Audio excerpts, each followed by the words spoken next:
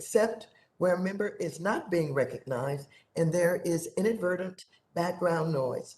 Members are also reminded that they may only participate in one remote proceeding at a time. If you are participating today, please keep your cameras on, and if you choose to attend a different remote proceeding, please turn your camera off. I now recognize myself for 4 minutes to give an opening statement. Good afternoon and welcome back to the committee, Chair Gensler. You have a lot to restore and rebuild. During the Trump administration, the commission provided minimal oversight and eliminated key protections for investors. Trump's SEC enacted regulation best interests that brokers loved and investors hated. Trump's SEC approved proxy advisor and proxy access rules that corporate executives loved and shareholders roundly rejected. To favor multi-billion-dollar corporations, Trump's SEC did nothing to standardize reporting of environmental, social, and governance metrics. Even though the financial sector's growth exploded, the number of SEC staff under Trump was reduced by 5%, and enforcement actions against Wall Street fell to historic lows. And more troubling, working families and retirees whose hard-earned savings helped fuel the capital markets were ignored. There are only a few examples. The point is clear. Most of the policy and administrative decisions the commission made under Trump unsurprisingly favored Wall Street, large corporations, and their lobbyists. The SEC, under your leadership, also finds itself in the midst of a radically changing marketplace. Millions of new and often younger investors are entering the markets, but the rules of trading are stacked against them, providing larger established participants like hedge funds and others exclusive access to information and trading venues not available to everyone. In addition, the incredible growth of unregistered and volatile cryptocurrency assets, as well as the emergence of cryptocurrency intermediaries, market exchanges, and decentralized protocols, present your agency with historic challenges. Earlier this year, when the GameStop trading event raised significant questions about our markets, I convened a series of hearings to understand exactly what happened. We also passed several bills addressing some of our initial findings, including my bill, the Short Sale Transparency and Market Fairness Act, which provides our markets with greater and more timely transparency regarding the positions of Wall Street hedge funds and other large asset managers. We also marked up legislation related to gamification, payment for order flow, and legislation prohibiting market makers from trading ahead of their clients. I look forward to hearing an update from you about what the SEC is doing. And I'd like to make clear, our investigation into the GameStop event is ongoing, and we will issue findings when our review is complete. As Chairwoman, I expect the SEC will bolster the stability of our markets. However, I'm gravely concerned that the largest risk to the capital markets and the economy in the coming weeks is a train wreck we see coming. Republican members of Congress blocking the U.S. Treasury from paying its debts. We are now less than 2 weeks away, and my Republican colleagues are once again playing a dangerous game of chicken, even though fully 1/4 of the increase in the debt comes from Trump's tax scam, a $2 trillion unpaid tax cut for the wealthiest Americans and billion-dollar Wall Street firms. So I hope that you, Chairman Gensler, will discuss from your vantage point what will be the effect on America's investing, public and small businesses if Republicans' insistence on a government default succeeds. I thank you for appearing before us today. I now recognize the ranking member of the committee, the gentleman from North Carolina, Mr. McHenry, for 4 minutes. Well, thank you, Madam Chair. And Chairman Gensler, thanks for being here. It's good to see you again. Last time you were here, the Senate had just confirmed you, and made sense that you're reluctant to speak about the direction of the commission's agenda. But now that you've had some time to get your sea legs, I'm looking forward to your discussion about regulatory priorities. You've not been shy in the press, so I hope we can have a frank and transparent conversation here today. On digital assets, you've made a number of concerning, in my view, and contradictory public statements regarding crypto assets and other innovative technology. When you were here in May, you stated that there was a need for additional legislation to appropriately regulate and define digital asset and digital asset exchanges. Then, just a few weeks ago, when you testified before the Senate Banking Committee, you stated that there was, quote, a great deal, end quote, of clarity in the law. You implied that many digital asset exchanges are unregistered securities exchanges and even threaten one digital asset exchange by name. So which is it? Does the SEC want more legislative authority, or is it about to unleash a regulatory tsunami under existing laws? To be frank, I have strong concerns about how you'll regulate in the digital asset space and whether the law is on your side. I believe it's time for Congress to step up and provide clear guidelines that will not allow an SEC chair to change the law by interview or statement or a statement posted on the Commission's website. That's why earlier today I introduced the Clarity for Digital Tokens Act of 2021. We need to nurture innovation and technology in this country, not send it overseas. This bill, which borrows from the great work of SEC Commissioner Hester Peirce, helps bring legal certainty to digital asset projects that we badly need regulatory clarity to launch. Two other points before the time runs out. First, much of your broader agenda appears to be no more investor friendly than the bad bills the majority in the House here continues to push in this committee. There's a bipartisan concern that you'll use, quote, investor protection as a guise for limiting everyday investor choice and run roughshod over appropriate processes and implementing your regulatory agenda. Along the same lines, following appropriate process doesn't seem to be your strong suit. Your move to politicize an independent accounting oversight board by terminating the chair has raised concerns about your commitment to transparency and process. Second, it's a point you and I have spoken about, but I want to raise here. I've sent you several letters that you've received that frankly we've received less than a fulsome response. That's not acceptable. Members of this committee rightly have concerns and questions about your agency and what you're doing and why it has undertaken certain actions. The SEC needs to respond in a timely and substantive manner. I hope that with more time on the job, this problem will correct itself, and my expectation is it will. Thank you for making it a priority. Thank you, Madam Chair, and I yield back. Thank you very much. I now recognize the gentleman from California, Mr. Sherman, for 1 minute. Welcome back, Chairman Gensler. Your agency oversees $100 trillion of trades each year, and your budget request, and I know I echo the chairwoman on this, is quite reasonable. It accounts for less than $1 for every $46,000 of trade you oversee. The Pandora Papers have shown the world that all too often billionaires are able to easily evade taxes and dictators then steal what tax money's collected. We need a financial system that is less accommodating to the corrupt. Frances Hogan showed us what's behind Facebook.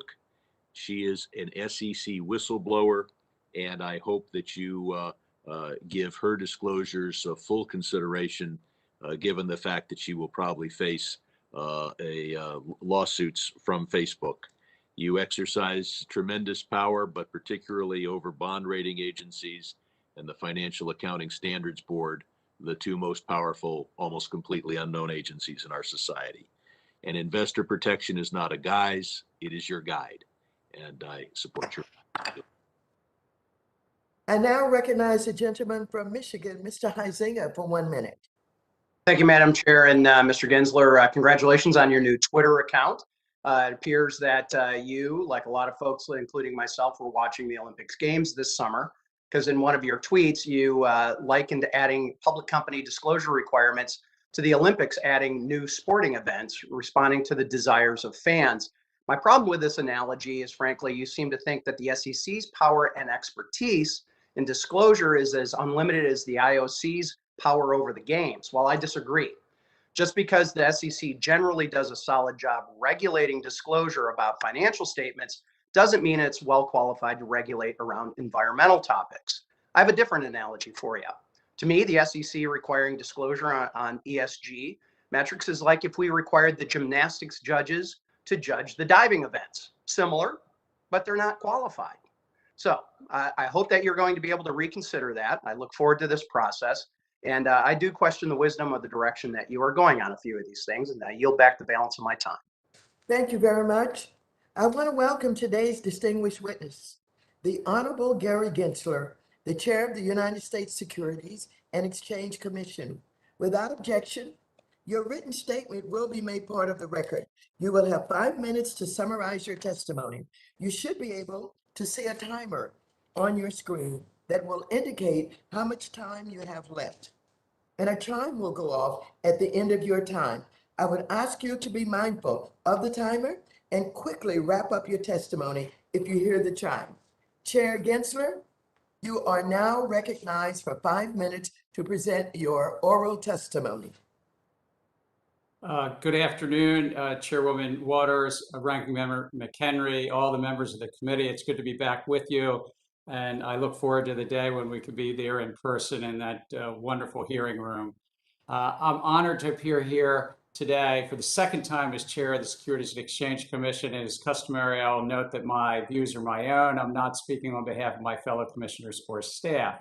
I've worked in and around markets my entire adult life. I believe the U.S. capital markets are the best in the world. And there are many reasons that we represent 38% of the world's capital markets. But we can't take our remarkable capital markets for granted. New financial technologies continue to change the face of finance for investors, for businesses around our country. More retail investors also than ever are accessing our markets, and other countries are developing deep competitive capital markets as well. Though I provide greater detail in the written testimony, I'd like to flag just 3 policy broad brush areas. One is market structure.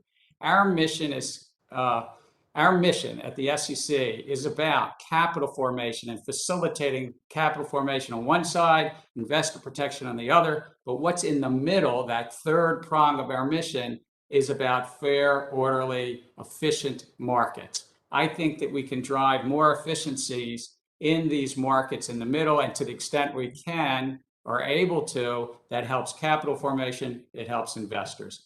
I've asked staff to look at projects in a number of areas, and the treasury markets, which has had some hiccups in resiliency over the years, non-treasury fixed income markets where possibly we could drive some more efficiency, equity markets, and securities-based swaps and so forth.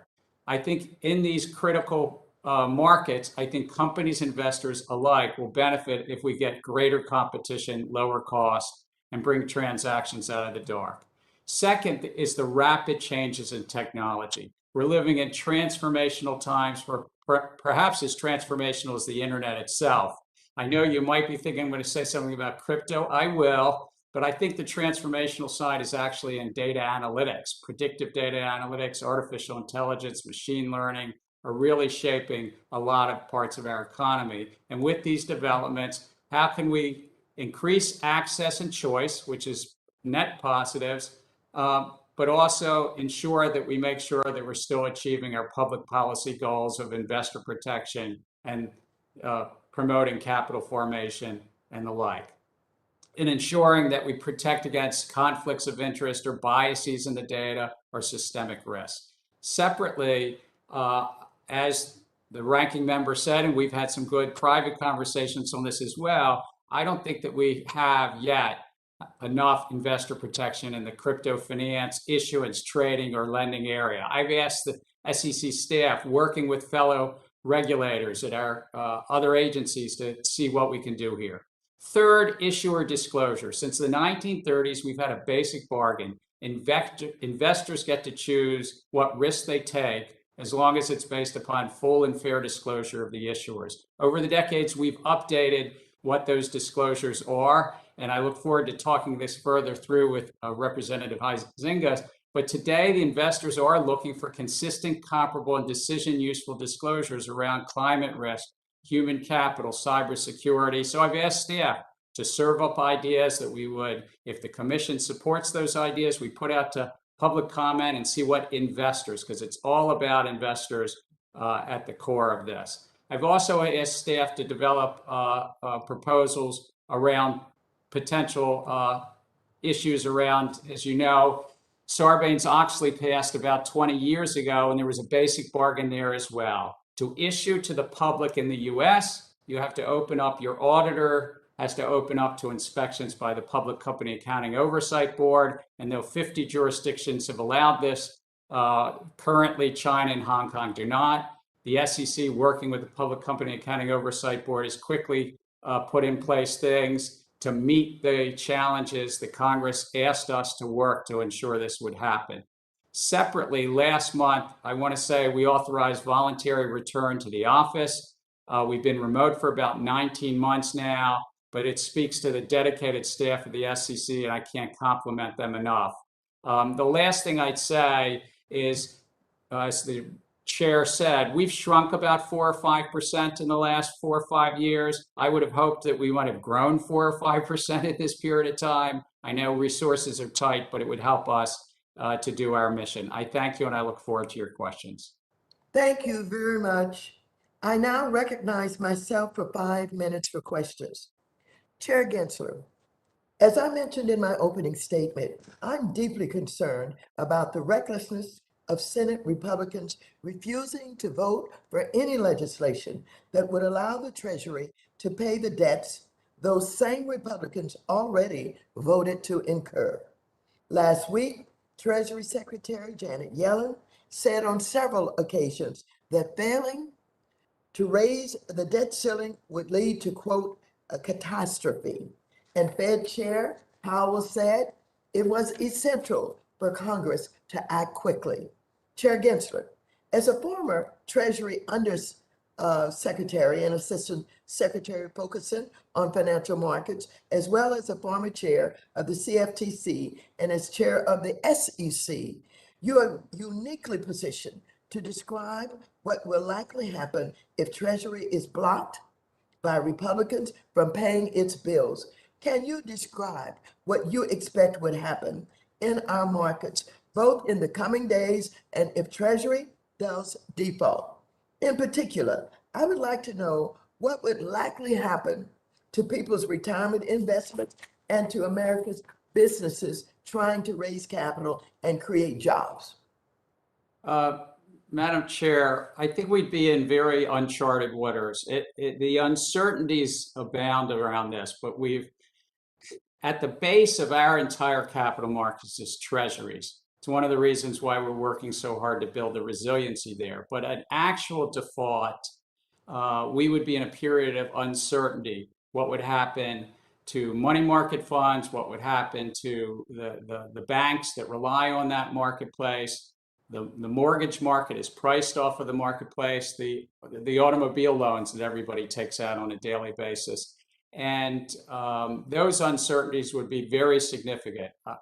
I think that though we don't know for sure, we'd have significant volatility in the markets and we'd see some breakages in the system. But I couldn't predict which firms and the like. We do know that there is such a base of treasuries that underpins our entire capital markets that if that were to go into default, we'd be in for some of the greatest challenges we've seen in our financial sector, much greater probably than what we've seen in the past. Thank you. As I mentioned, 1/4 of the increase in the debt is directly attributable to the former president's tax scam when he passed a tax cut for the ultra wealthy and Wall Street firms without offsetting it at all. Simultaneously, the Trump administration reduced staffing by the SEC by 5% and did not provide funding to cover the SEC's rising operating costs. This occurred as our capital markets grew significantly, including the huge growth of the crypto assets. Chair Gensler, as you know, the Obama administration sought to double the budget of the SEC and CFTC, but those plans were thwarted by Trump. Please describe how your current budget request, if passed by Congress, would help the agency to fulfill its indispensable mission of protecting those whose savings and work fuel our economy. So I thank you for that. I mean, at the core, what we are in this three-part mission, helping companies, investors, and the markets themselves, we're effectively a cop on the beat. And we right now this year, I think, have a boom in initial public offerings. So the more resources we have, the more ability we are to help the public and those companies that want to go public, ensuring that their filings provide the disclosures to the public. We help the public in multiple ways, and the markets, as you mentioned, are larger now than 5 years ago. And this is not just about the crypto markets. This is about the base of capital formation for innovators, for the entrepreneurial spirit of the country. So I really believe in the basic bargain in the last 90 years that with our laws and the SEC, we help enhance economic activity with a robust SEC.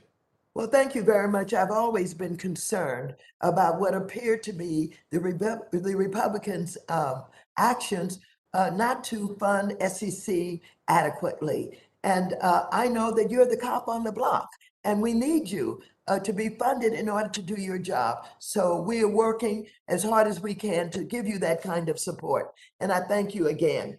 It is now time for me to bring on the gentleman from North Carolina, Mr. McHenry, who is a ranking member of the committee. You're now recognized for 5 minutes, Mr. McHenry. Well, thank you, Madam Chair. Chair Gensler, I am concerned that you're operating on the edges of existing law. You stated in 2018 before this committee, quote, clear rules of the road will allow firms, both incumbents and startups, to more fully explore investing in blockchain technology or crypto assets, end quote. You also indicated in an interview following the GameStop hearing that the SEC will be working with Congress to bring a regime to crypto exchanges. What has changed? Thank you, Representative McHenry. I think that working with Congress would be a help. And as we've talked about a number of times, I think that the SEC's authorities in this space are clear, but what we could work with Congress on is, along with our sister agency or sibling agency, the Commodity Futures Trading Commission, we both have market oversight. They have oversight over derivatives. We have it over securities. They also have enforcement authority over commodities. And I think that coordination and working not just with this committee, but multiple committees of Congress, we could address. I think also— So in your view, there is a limitation, though, around what the CFTC, your former job a few years ago, and the SEC, what permit they have under law to regulate these regimes. Is that what you're indicating? Well, what I'm indicating is I think that Congress painted with a broad brush for the definition of security and included 30 or 35 separate areas that are within the definition of security to protect the public against fraud. But they also wrote in other laws for the Commodity Futures Trading Commission to have authorities. And I think that coordination in working with Congress, we can fill some gaps. Okay. We can also fill gaps around stablecoins and the banking regulatory regime. Okay, but filling those gaps. Okay, so along those lines, I think it's important that we have some regime in place under existing law, and I think we have to have clarity in law around what is a digital asset, and I do think. As you noted back in 2018, you noted in your testimony that at the time, the SEC did not view Bitcoin and Ether as securities. Is that still your view? I think you're referring to when I was at MIT, testimony I gave in front of the this committee in 2019, if I remember. And I was speaking to what the SEC career staff had said. So where the— But I'm asking your view now. I understand all that context. I've done the research. And in fact, I was at that hearing. But is it your view now that that Bitcoin and Ether are not securities? No, I'm not going to get into any one token, but I think the securities laws are quite clear. If you're raising money from somebody else, and that's something the investing public believes that they anticipate or have a reasonable anticipation of profits based on the efforts of others, that fits within the securities law. And so it Okay, and depends that's on the why facts and today, circumstances. along those same lines, Chairman Gensler, along those same lines, that's why I introduced the Clarity for Digital Tokens Act with Representative Davidson and Budd, based on Commissioner Peirce's digital token safe harbor proposal. I asked about this before. Have you had a chance to review her proposal? Commissioner Peirce and I talk actively about these matters, But but I have not yet reviewed. I think you just introduced your bill this morning, and I look forward to looking closely at that. But the bill is based off of her proposal, and I was asking if you've reviewed her proposal. Commissioner Peirce and I have had a number of conversations about her thoughts on these. Okay, so you're not willing to answer that question. Okay, But so no, she and I have talked about her thoughts on this around a potential safe harbor. I think that the Okay, but challenge again, for the I American understand. public So- is that if we don't oversee understand. this and bring it in investor protection, people are going to get hurt. Look, I understand. This is a horrible format for crosstalk here, but what I'm trying to get at here is a broader brush view. You've had a number of media interviews, you know, and so far we've seen some of those comments that you've made have you know raised questions in the marketplace and have provided made things less than clear. You know, and I'd point to a couple of things. You've made seemingly off-the-cuff remarks that move markets. You disregarded rulemaking by putting a statement out without due process. And you've essentially run roughshod over American investors. And that's before we even talk about the summarily firing the accounting board oversight board members without cause. You know, my question is the general broad brush here. Is it your intention to follow the Securities and Exchange Commission long-held practice of notice and comment on rulemaking and procedures? I believe in the Administrative Procedures Act. I think we benefit by getting the public's And is input. your intention to follow through with that?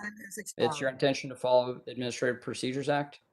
We follow it, and we put out a proposal last week on fund disclosure, and we look forward to doing that on many of the things on our unified agenda. Hey, thank you for your testimony. Thank you, Mr. Gensler. The gentleman's time has since expired. The gentlewoman from New York, Ms. Velasquez, who is also the chair of the House Committee on Small Business, is now recognized for 5 minutes. Thank you, Chairwoman Waters.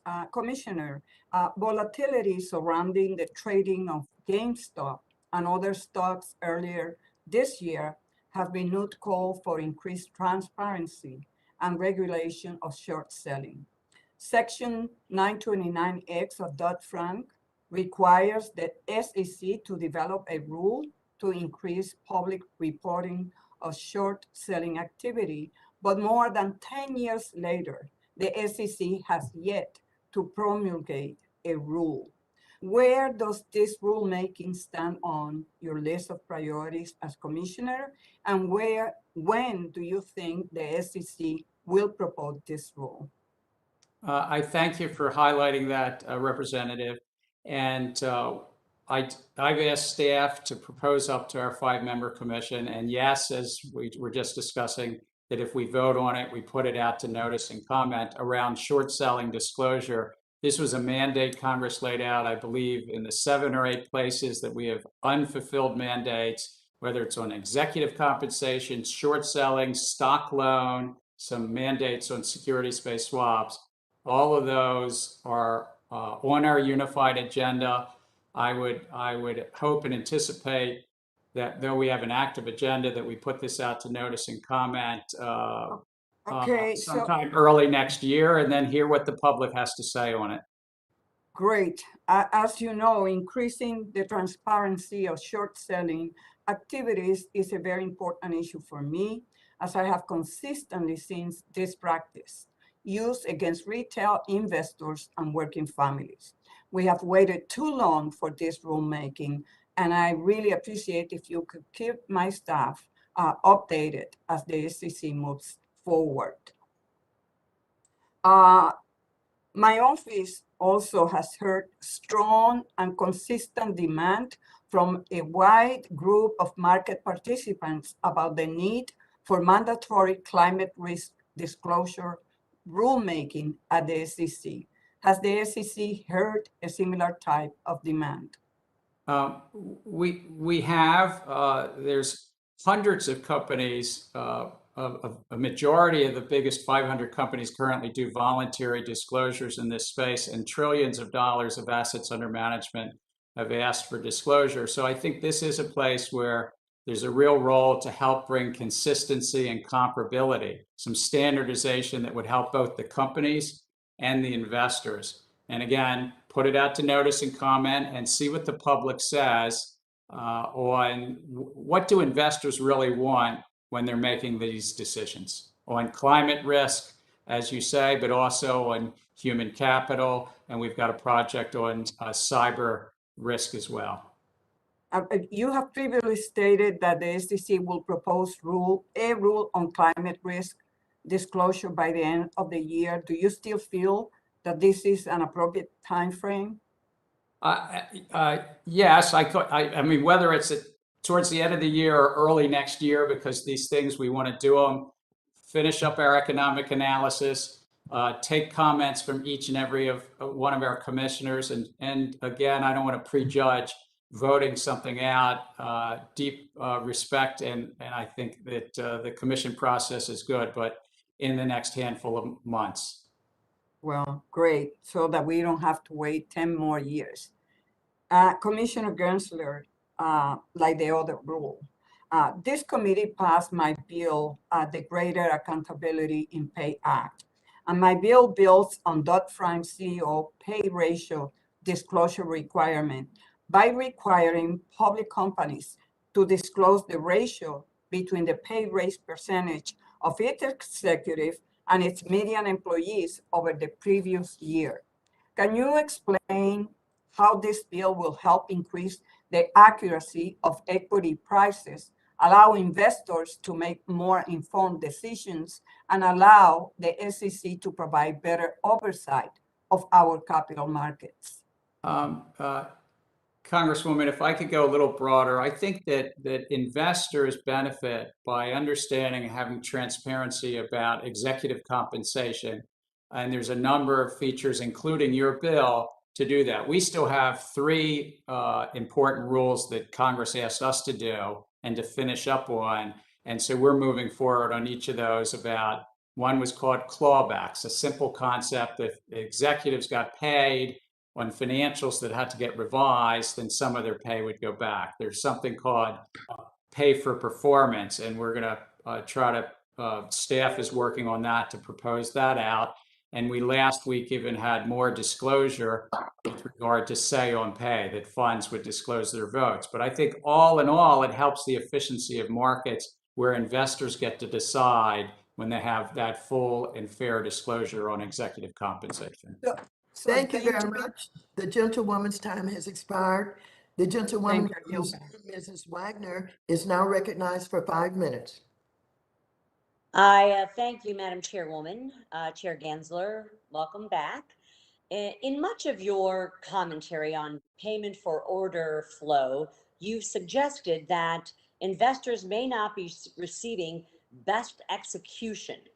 Can you provide us with more specificity on why it is you believe the duty of best execution may have been violated by retail brokers? So you raise, I thank you for asking that.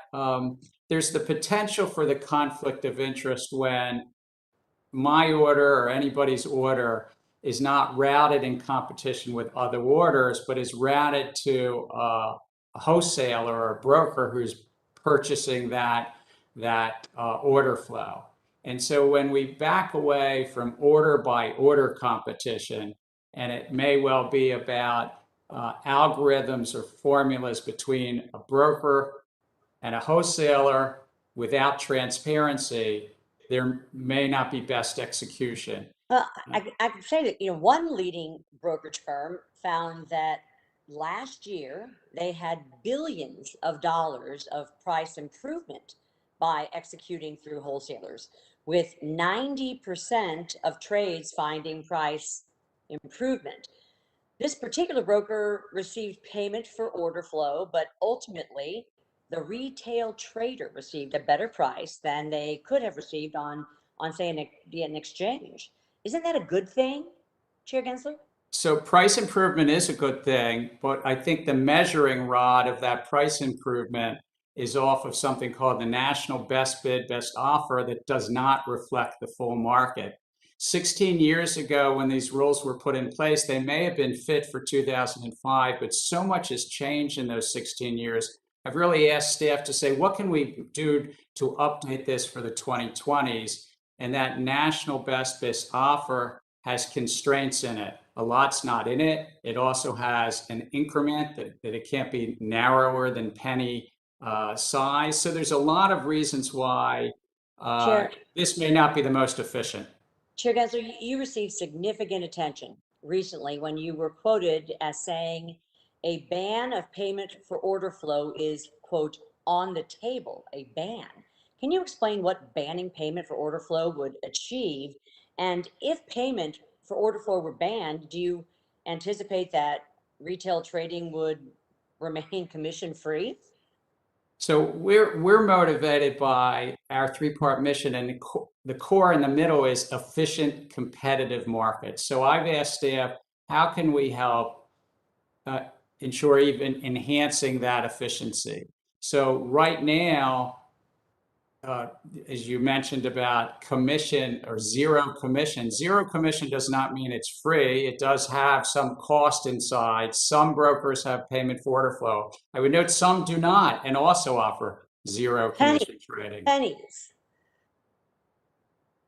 I would have to say pennies. So, I would certainly hope that a ban of payment for order flow is not, quote, on the table. Chair Gensler, turning to Reg BI, the SEC adopted Regulation Best Interests, Reg BI, on June 5th, 2019. It was the culmination of a comprehensive, many years long effort to enhance the standards of conduct for financial professionals that advise retail investors. The benefits of Reg BI to the capital markets are abundantly clear, and there is little doubt that investors are better off today than they were previously. Chair Gensler, you have brought on staff with a clear public record of opposing Reg BI. You can understand how that would give the investing public the impression that the SEC, under your leadership, is not committed to Reg BI. And I'd like to point out that during your confirmation process, you committed to working with commission staff to ensure Reg BI, and again I quote, lives up to its best interest label. Do you still commit, sir, fully to to supporting the continued implementation of Reg BI? I think that is as true today as when I said it. To ensure that our regulation best interest and others live up to what's in written down on the page, and really is regulation best interest is that investors are getting the best interest when a broker is making recommendations. Well, great. I'm very relieved to hear that. I have run out of time and I yield back. I have some other questions, but I'll submit them for the record. Thank you, Madam Chairwoman. Thank you very much. The gentleman from California, Mr. Sherman, who is also the chair of the Subcommittee on Investor Protection, Entrepreneurship, and Capital Markets. Now recognized for 5 minutes, Mr. Sherman. Before I begin my 5 minutes, I have a unanimous consent request. I request unanimous consent to enter into the record letters from the Los Angeles County Employees Retirement Association, Healthy Markets Association. Without objection, such is the order. Rail Penn Certified Financial Planners Board of Standards, which express support for certain discussion drafts that are in front of us today, including those to improve the Office of Investor Advocate. I'll now begin my 5 minutes by focusing on the PCAOB. Um, Chairman Gensler, thank you for mentioning that in your opening statement. And thank you for your work in implementing the Holding Foreign Companies Accountable Act, legislation that Senator Kennedy and I led in Congress last year.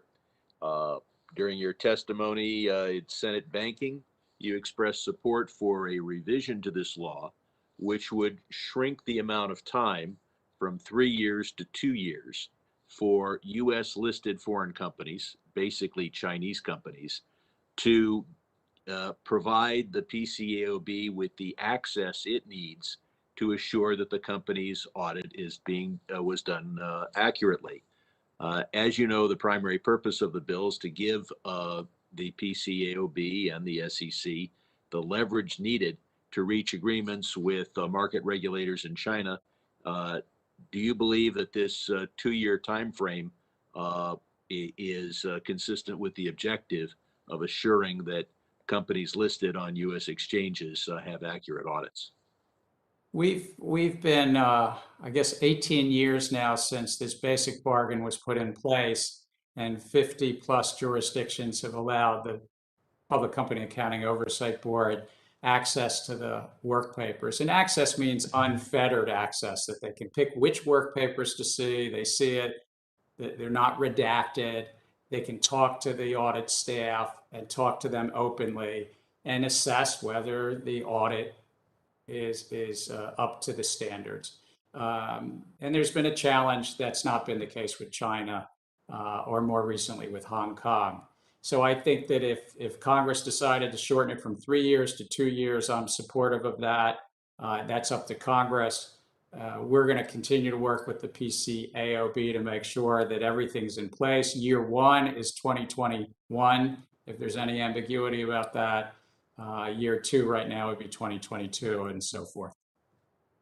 Thank you. And having been an auditor myself and prepared work papers, I understand why you need that, or the PCAOB needs that unfettered access. A couple of comments about points that have been raised. The ranking member argues that crypto is somehow not an investment or not subject to SEC oversight. I would say cryptocurrency is not at this stage a currency. The vast majority of people who are buying it are not buying it in order to go out and buy a ham sandwich with it. They're buying it because they think it'll go up and they can sell it for more dollars than they invested in it. It is an investment like many other investments, and investors need protection and deserve protection. As to commission-free trades, free is very expensive, is free is illusory. And being told that their trades are free can lead to high frequency trading. The investor deserves the best more than best execution, because best execution is a misnomer. They deserve not only price improvement, but the most price improvement. And a system which tells them it's free but doesn't give them the most possible price improvement is certainly illusory. We looked at Archegos as many people focused on that as a family office issue. I focus on it as a margin issue. Every investor in the country is told, okay, you have so much in your brokerage account, you can borrow up to half of what's in that account. That's your margin limit. And that has been the law since people were jumping out of the windows in the 1930s when they saw their stocks go precipitously down. But we found with Archegos that they figured out a way to use total total return swaps to give themselves 8 times rather than put up only 1/8 or even 1/10 of the money. Should we either allow ordinary investors to borrow 10 times the value of their portfolios, or should we prevent big guys like Archegos from doing it? Or should we have one rule for small investors and another rule for those sophisticated to engage in total return swaps? Well, I think that the events of March and the family office you mentioned raised a number of questions. I think that we should have, in terms of your central question about margins, some more consistency. We do have, with Congress's authority, we do have rules that are going into effect in November. The commission, prior to my getting there, voted out that securities-based swap dealers had to register as of November 1st. They have to report their trades as of November 8th. Some of that will be reported publicly next February. I've also asked staff to do more work and recommend it up to us. Can we put out to public comment a rule around the aggregates positions? You know, family office that you mentioned, Archegos, they're aggregate positions of total return swaps. Thank you. The gentleman's time has expired. The gentleman from Oklahoma, Mr. Lucas, is now recognized for 5 minutes. Thank you, Madam Chair, for holding this hearing. And Chairman Gensler, as always, it's good to be with you again. Perhaps only a few of our colleagues remember the amount of time when you were CFTC chairman and I was the Ag Committee chairman that we spent in quality hearings. Of course, you'll always note that I focus on things that are important at home. And today I would like to put my particular perspective on the upcoming climate risk disclosure rulemaking that's generated a lot of interest here in Oklahoma, since we are both producers of traditional and renewable energy, and as well an ag area that consumes a great deal of energy. So with that, Mr. Chair, publicly traded companies are at varying stages of climate and ESG disclosure, and the related reporting and climate modeling is still an evolving practice. Chairman, are you concerned that the upcoming climate risk framework could have an outsized burden on small to medium-sized companies? And how might the SEC account for this? So I'm really looking forward, with the support of my fellow commissioners, to try to put something out to public comment. And a question that you just raised, to include questions like that to the public as to large issuers versus small issuers, as you mentioned. And also, I think implicit in what you're saying is some reporting will be easier to do sooner. I've asked staff to do a look at qualitative disclosure about governance and strategy, but also quantitative disclosure to make sure that the disclosures people are making, particularly around greenhouse gas emissions, have consistency, but how to potentially even phase the implementation amongst large and small issuers, and also amongst the different types of disclosures. Because many would argue, I think quite correctly, that the small and medium-sized companies are the real generators of opportunity, are the real generators of growth. So we don't want to harm their ability to compete with their big brothers and sisters, so to speak. That said, continuing to think about this issue, you've said your staff is considering quantitative factors such as metrics related to greenhouse gas emissions, climate change, financial impacts, and advancements towards climate-related goals. You've also mentioned many times today about the importance of staff, and we all know that they're critical to whichever branch of the federal government you're in. Could you describe the current depth of climate expertise at the SEC? Are there currently climate and environmental scientists on staff? And is the commission engaged with agencies such as NOAA, the EPA, and the Department of Energy regarding the climate risk rulemaking process? The answer, the expertise of the SEC is around disclosure about ensuring that the public, looking at the disclosures that are currently, and again, hundreds of companies are making voluntary disclosures now, trying to bring some consistency and comparability to those disclosures. To your second question, yes, we've been in conversations with other important parts of the U.S. government. It's absolutely important, and as much faith as I have in the MBAs and the attorneys and the poli-sci people, it's important that these other scientific disciplines be involved in this process. Whether it is consulting with the other entities in the federal government that have that expertise or drawing on it from somewhere else, this is too important just to create rules and regs. It has to be done, I think, Mr. Chairman, you and I both would agree, in a very thoughtful fashion.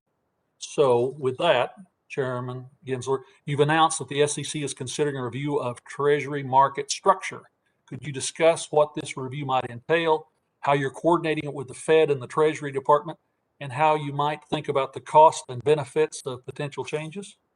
So we've had a number of challenges in our U.S. Treasury markets dating back to 2014 when there was problems in the pricing in the market. But then in 2019 and 2020, where literally our central bank, the Federal Reserve, was providing liquidity to the market because there were challenges in the financial resiliency.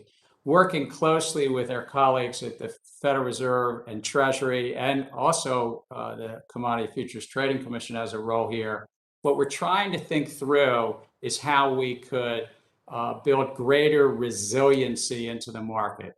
We have $23 trillion market. It's at the base of everything else we do in the capital markets. And right now, if I can use a term, we have kind of a multinodal system where we have a clearinghouse, we have interdealer brokers, we have big market makers, both principal trading firms and big banks. And if any one of those got into challenges, as we saw last spring and the fall of 2019, our central bank tends to get pulled into providing resiliency.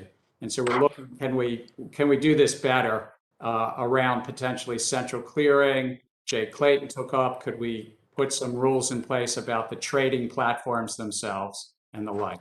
The gentleman from New York, Mr. Meeks, who is also the chair of the House Committee on Foreign Affairs, is now recognized for 5 minutes. Thank you, Madam Chair. Chair Gensler, I first want to start out by saying that I am extremely pleased to see that you are serving as the chair of our SEC. I appreciate that you and I have had an open dialogue on issues that touch both on the Committee on Financial Services as well as the House Foreign Affairs Committee in my capacity as chairman there, including the cost and the benefits of a wide-scale Chinese delistment from American markets. But I also want to commend you on moving the needle to increase more diversity and transparency in corporate boardrooms, and also overall promoting better diversity in human capital practices and the industry as a whole. The SEC's recent vote to approve new listing rules to enhance corporate board diversity disclosures is a necessary first step, not only because diversity of thought is a proven positive factor for companies who succeed, but also because investors are demanding that their boards be diverse. And as you know, my bill, the Improving Corporate Governance Through Diversity Act, passed through the House recently, and I'm grateful that you are continuing these efforts.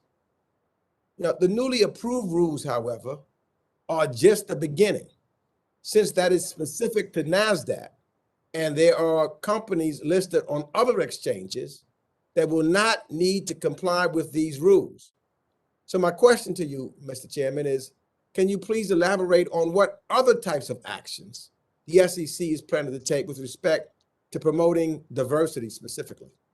Thank you, and it's good to see you. I think we first worked together when I was a staffer to Paul Sarbanes some 20 years ago. So, but I've asked staff to serve up to us two important potential rulemakings in this area. One related to the workforces of American public companies. Human capital is probably one of the most critical assets of a company, and building upon what the Commission did last year to give more specific disclosures about the workforce, part-time versus full-time, labor rates and the like, but also about the diversity of the workforce.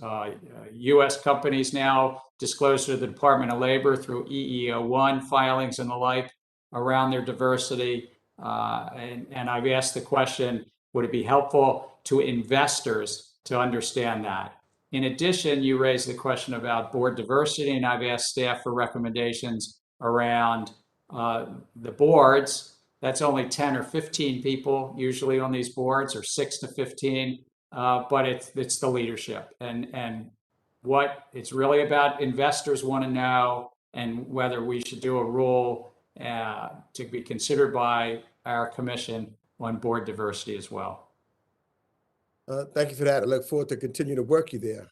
Now, let me go. You've also expressed serious concerns over the loopholes and potential abuses that exist within the 10b5-1 plan framework, which serves as an affirmative defense for insiders so that they make trades according to specific plans without it constituting insider trading. But the existing framework allows for a lot of different types of opportunistic trading where they could have had material non-public information, but because they had set up a 10b5-1 plan, it's not considered insider trading. And we've seen that executives of large companies cancel their plans or implement a plan and have the trade executed a few days later. And they end up netting significant amounts of money.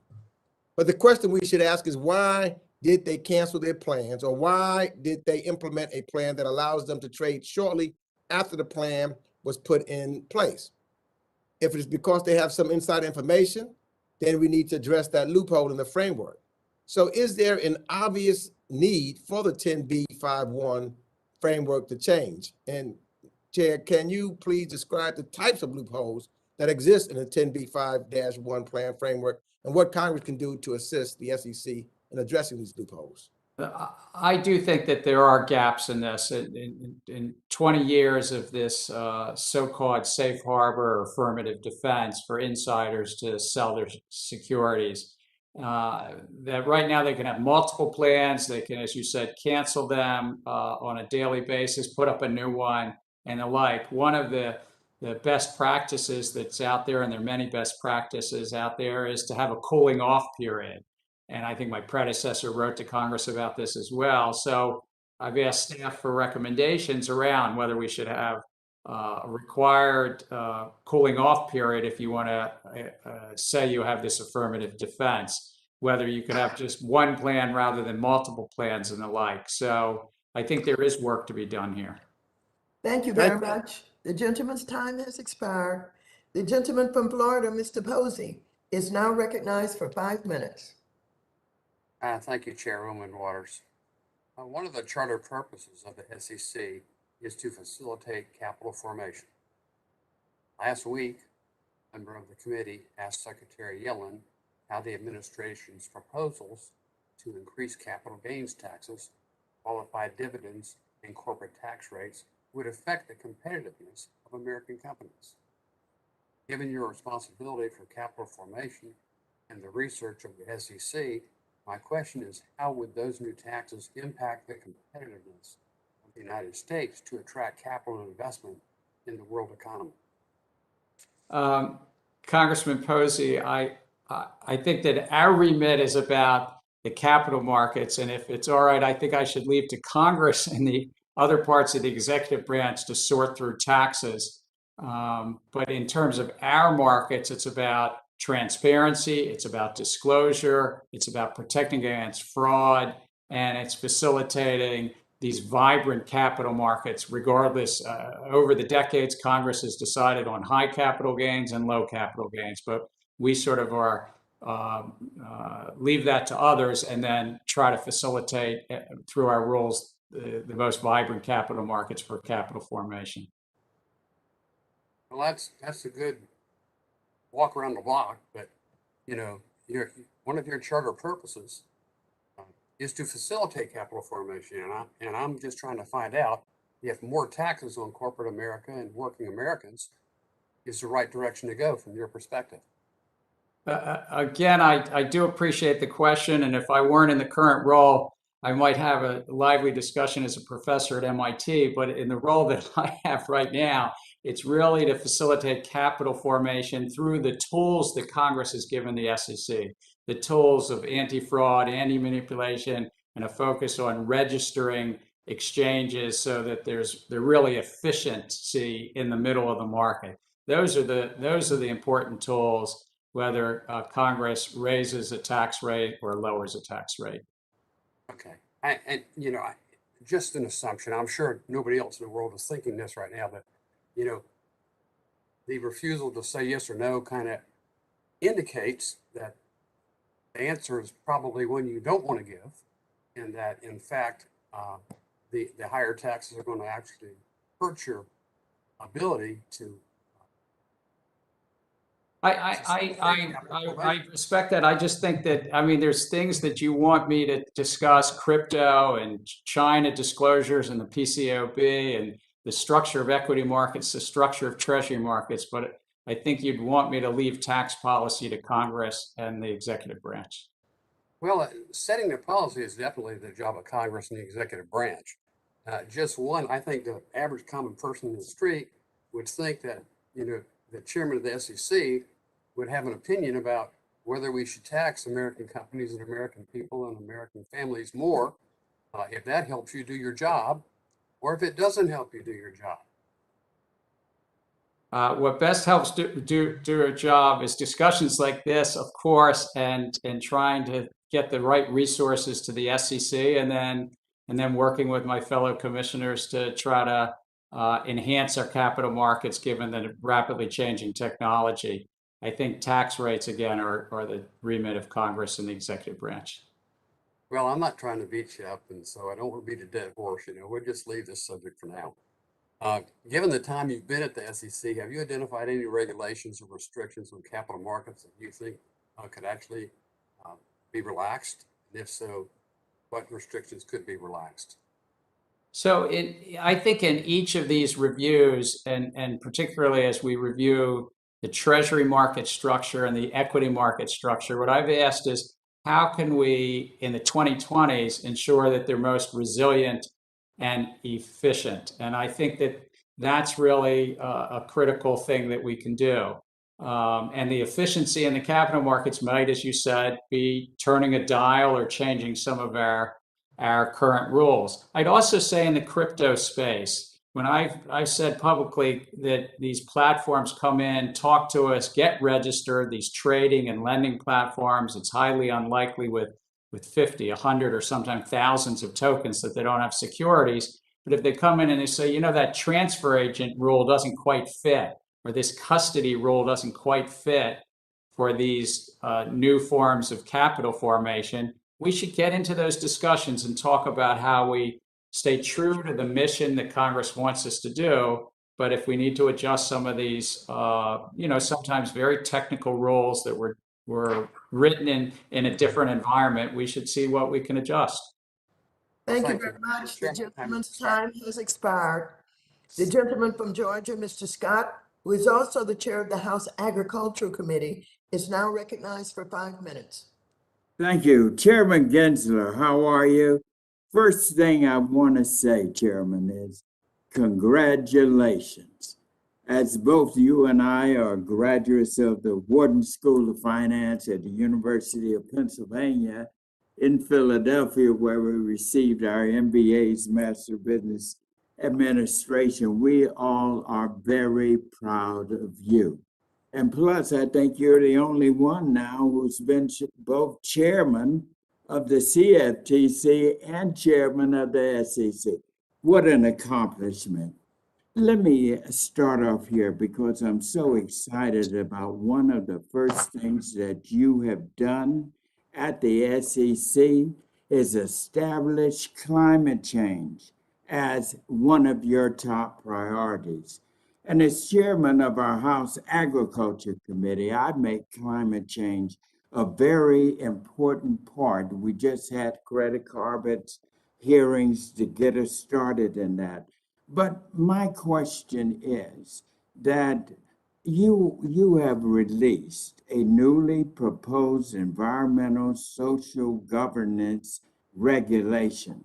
Tell us, how exposed is our financial and security system to these weather patterns and monetarily, investment, equipment, the floods up north in New York, the fires burning up half of the West? This is serious. What is the economic and financial impact in your arena in terms of securities? Well, I thank you for asking that. I would note that I'm the second person to have this honor, and the first was Mary Shapiro, who chaired both of these great commissions. And the reason I mention is she's also, subsequent to being at the SEC, done a lot of work on climate risk disclosure. So we're trying to build upon the work of something that investors have come to look to this task force on climate financial disclosure, or TCFD, that Mary is now working at. I also want to say that it's really up to investors. Investors are looking for this disclosure because climate risk can affect a company, and it could affect their physical risk. I mean, if a flood comes, hurricanes come, or other physical indicia of climate risk hit a company. And then there's also transition risk, that companies may be adjusting their business models for their own self-declared goals. Many companies have said publicly they're going to have lower emissions or net zero emissions at some future date, but also jurisdictions have. So what they might be doing, what their jurisdictions might be doing, what their customers and competitors might be doing could affect their transition paths in the future. So investors want to know more. Chairman, I want to get to this other question because it's so important too.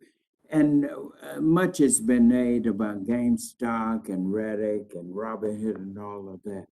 What are you doing to protect investors, protect our security system?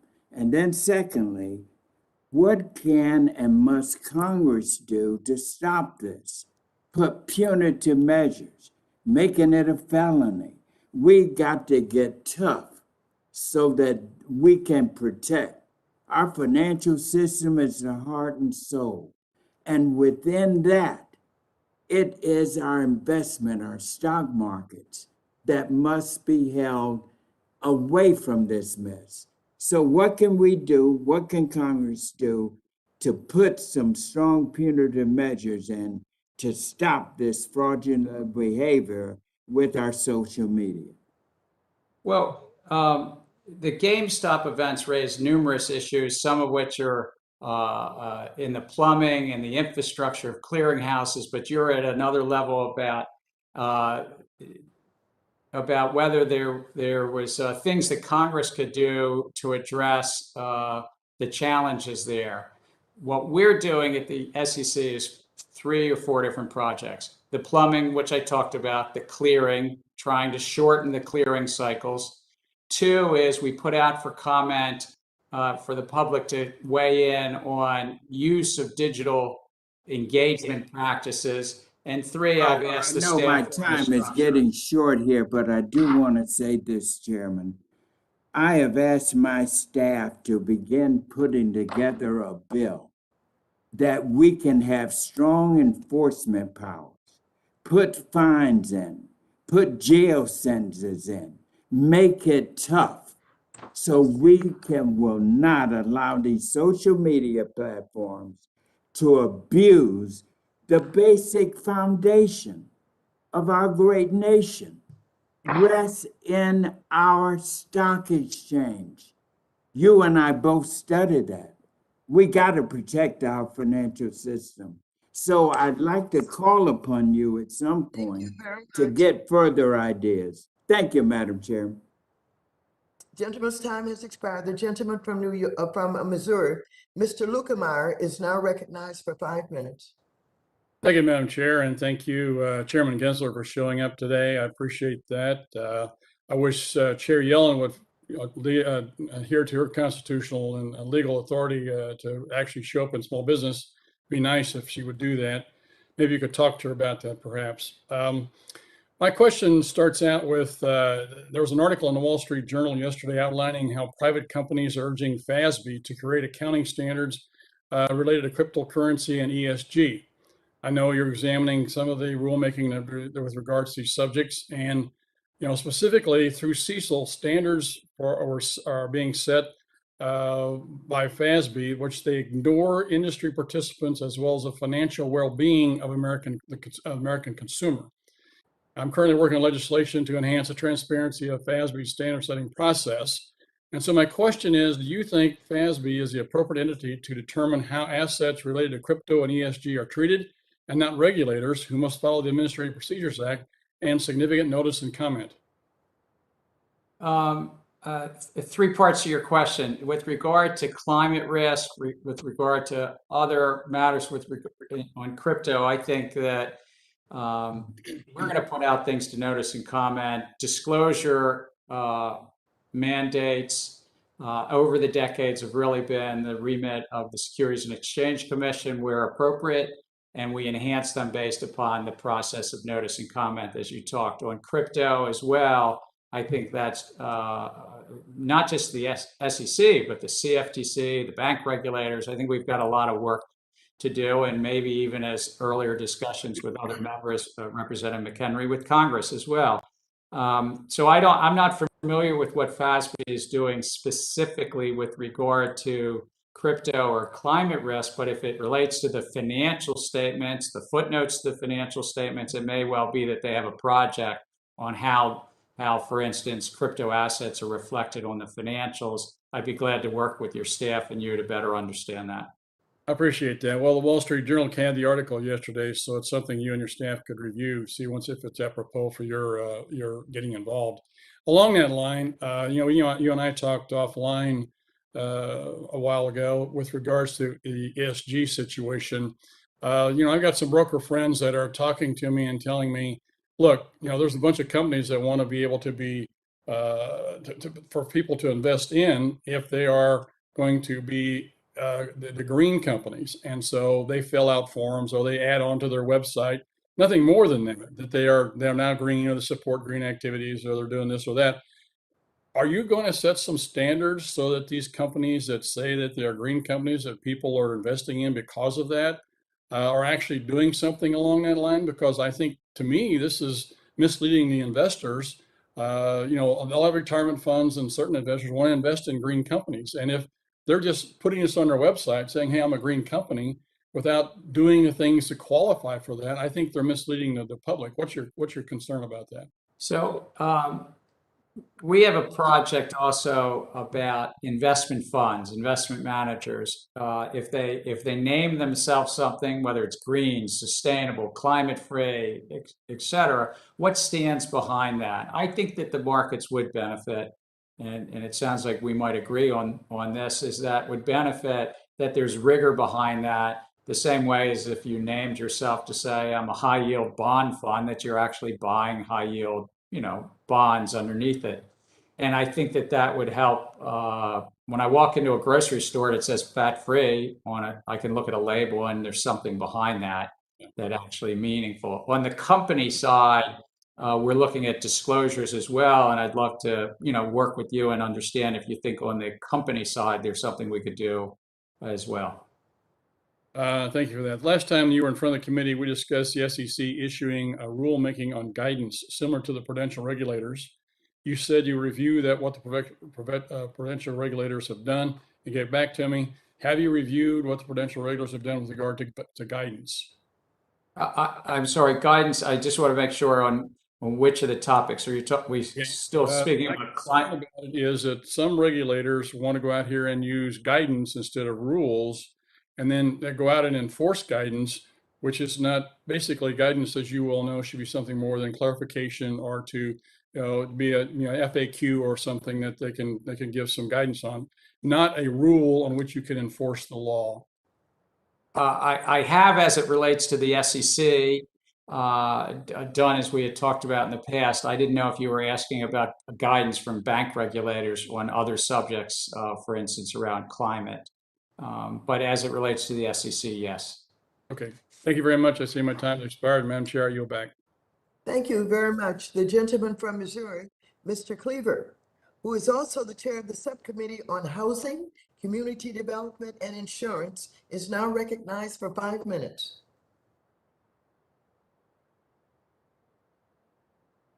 Mr. Cleaver?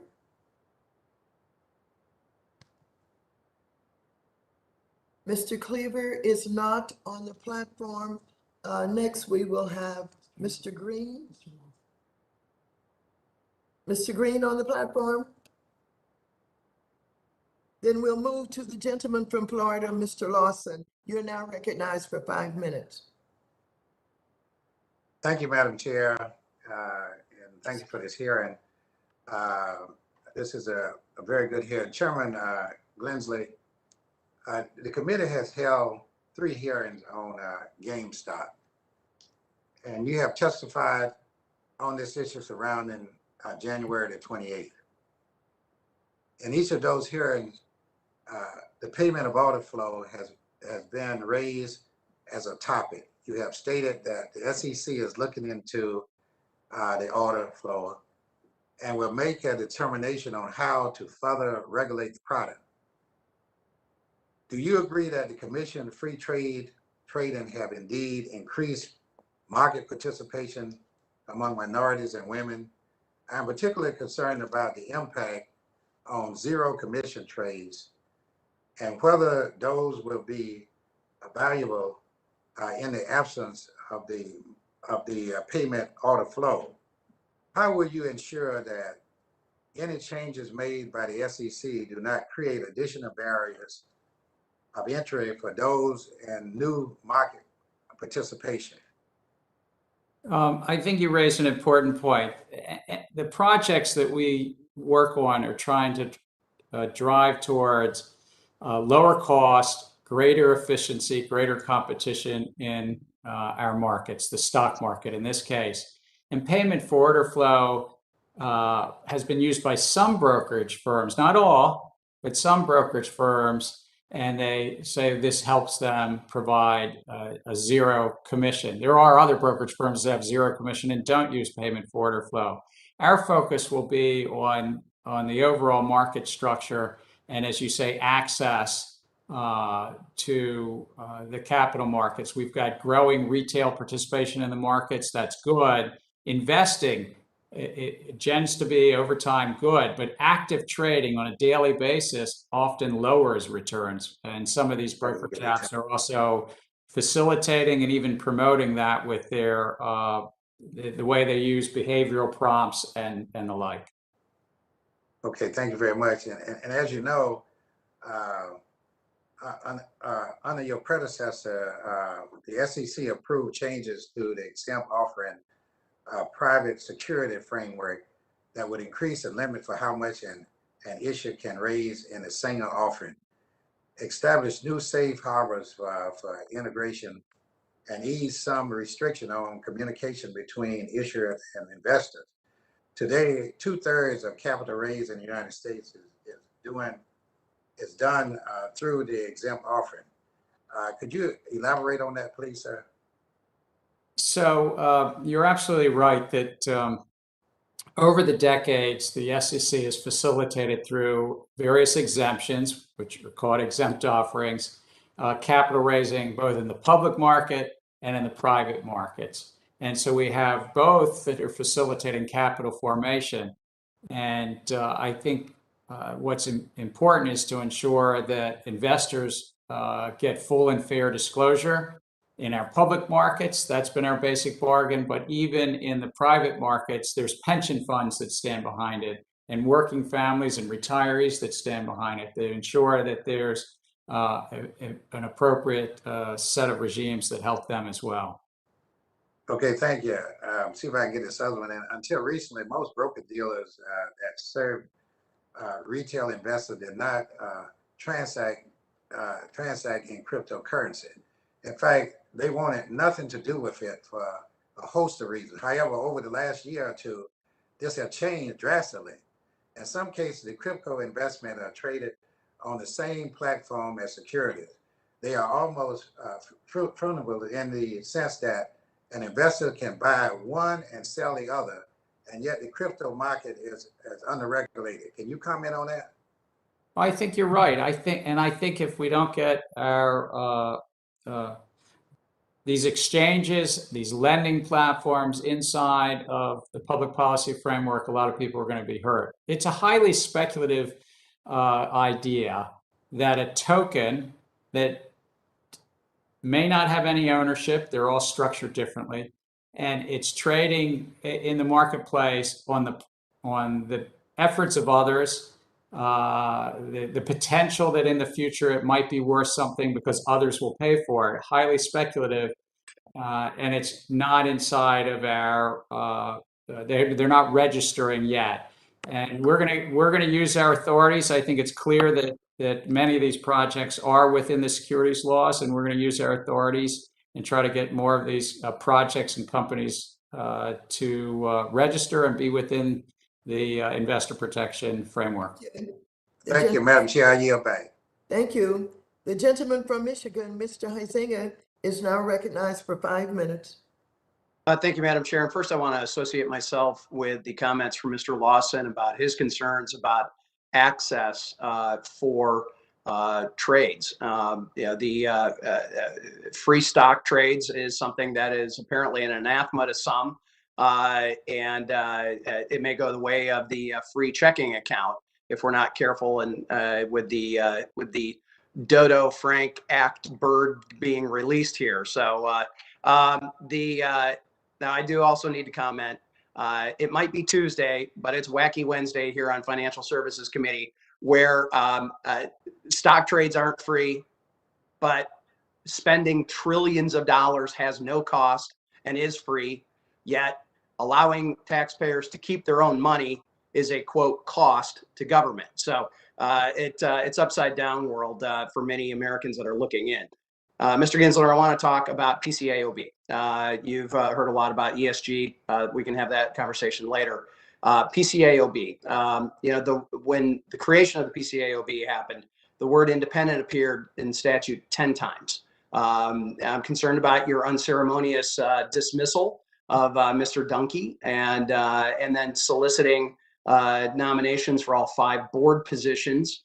Obviously, that prompted a couple of other commissioners to resign with doubts about the independence of this. To date, you haven't provided a satisfactory explanation for removing Mr. Dunkey or your overhaul of the board. And frankly, our investigation hasn't turned up any good reason for those actions. All of this, I believe, creates the appearance that you fired Mr. Dunkey to appease partisan groups on the left and people like Senators Warren and Sanders. So, Mr. Gensler, is the PCAOB truly independent, and does it frankly need to be? Thank you for the question, and I think the Supreme Court actually addressed this in a case about 11 years ago, Free Enterprise, and my predecessor, Chair Clayton, used those authorities. The Supreme Court said that the 5-member commission of the SEC has reporting to it this PCAOB. We review its rules, we review its standards, and yes, as Chair Clayton did, we can remove the board. This is, and the ranking member is right. This is why this format's terrible. We can't get our questions answered. How does Mr. Dunkey's successor make decisions without thinking that the SEC chair's looking over their shoulder? Well, in fact, I think that's what Congress put in place, that all the standards and rules of the PCAOB are reviewed by the SEC. I think actually that's what the statute says, that we're supposed to do that. Moment, so that is the structure. So, okay, as long as we have that established, that is understood. So here's what I would like to know. If the commission has the review of the SEC, can you confirm that your office or the office of the chief accountant at the SEC has either reviewed press releases or other materials from the PCAOB or its members before those materials have been made public? I'm glad to chat with your staff to understand the question better, but I don't think it's a press release by press release. But their rules, for instance, on the Holding Foreign Company Accountable Act came up to us. We put it out to notice and comment. We'll vote on that in about a month or month and a half's time. I mean, there's a process around these. Have you systematically required the PCAOB to run things through your office before they are cleared? Again, as it relates to the rulemaking and the standards, there's a process that goes forth. This is why it's important for us. The material that has been requested by the ranking member as well has been ignored. At this point, I would actually like to call on the chair to join with that so that we can get all of this information. So we'll follow up on that. Along those lines, I have actually dropped a bill today that is called Streamlining Public Company Accounting Oversight Act. It will get rid of the PCAOB, fold it into the SEC. Like your review of that, I don't expect your reaction right now. I think that that might get at what you're talking about. So we can just be honest with everybody that it's a political appointment and a political organization. Facebook, real quickly, is Facebook a utility? Should it be treated as a utility?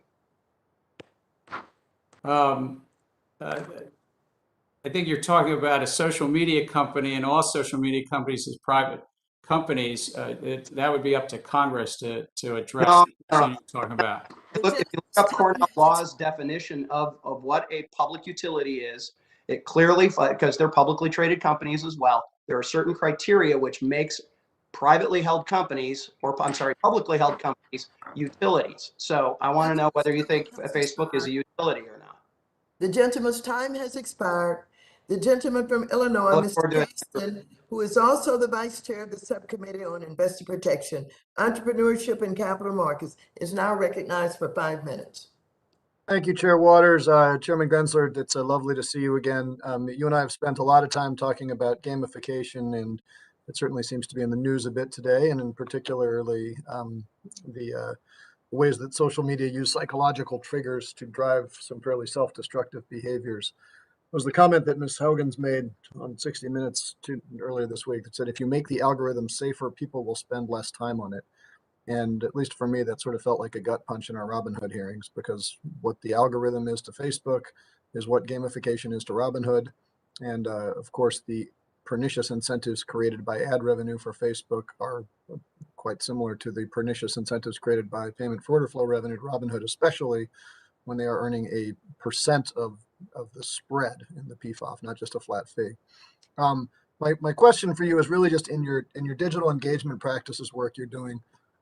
I'm hoping you can confirm for me that those issues, and specifically the conflicts between looking out for investors' best interests and the ways that those companies earn money, that will be a subject of your investigation. And if you can confirm that, that's great. I can go on to the next one. And if not, I'd love to hear why not. Yes, I think it's central. I think it's an issue of our day that digital analytics are being used to not only optimize for our returns, but may be used to optimize for the company, the platform's revenues. And if they're being done that way in a robo-advisor, an investment advisor, or a brokerage, then that creates a conflict. It might create a more fun environment for us. That's okay. But is it also creating more revenues, and what is that conflict there, and how do we protect investors? Okay, well, I'm delighted to hear that, and we can follow up offline. I want to shift to climate. Some of my colleagues across the aisle seem to think that the primary question in our climate is whether disclosure might increase the compliance costs for small mom and pop businesses. I would suggest that's not even in the top 100 issues that are caused by climate. Leaving that aside, the bill that I introduced, that we of course passed on the House floor to direct the GAO, not your agency, but very similar to the work you're doing on climate risk disclosure, was really driven by 3 issues. Number one, there's massive investor demand. We're going to be almost a third of assets under management are in ESG funds. So let's give investors what they want, as long as we're espousing supporting the interests of investors. Number 2, investor protection. I would echo what Mr. Lutkemeyer said, that as long as a company can stand up and say, I will be net zero by 2035, and their auditor has no way of knowing what that means, that we've got a gap. And I'm delighted to see you starting to put some boundaries around what those rules are. The third one is one that is, I'm not sure if this is subject to your jurisdiction or others, but it's a broader question of financial market stability. If we don't have the data from the affected firms, then we don't know where the risks are parked in our financial structures, where these cash flows are going to happen from. We're looking at huge cash flows from transition risks, from physical risks. And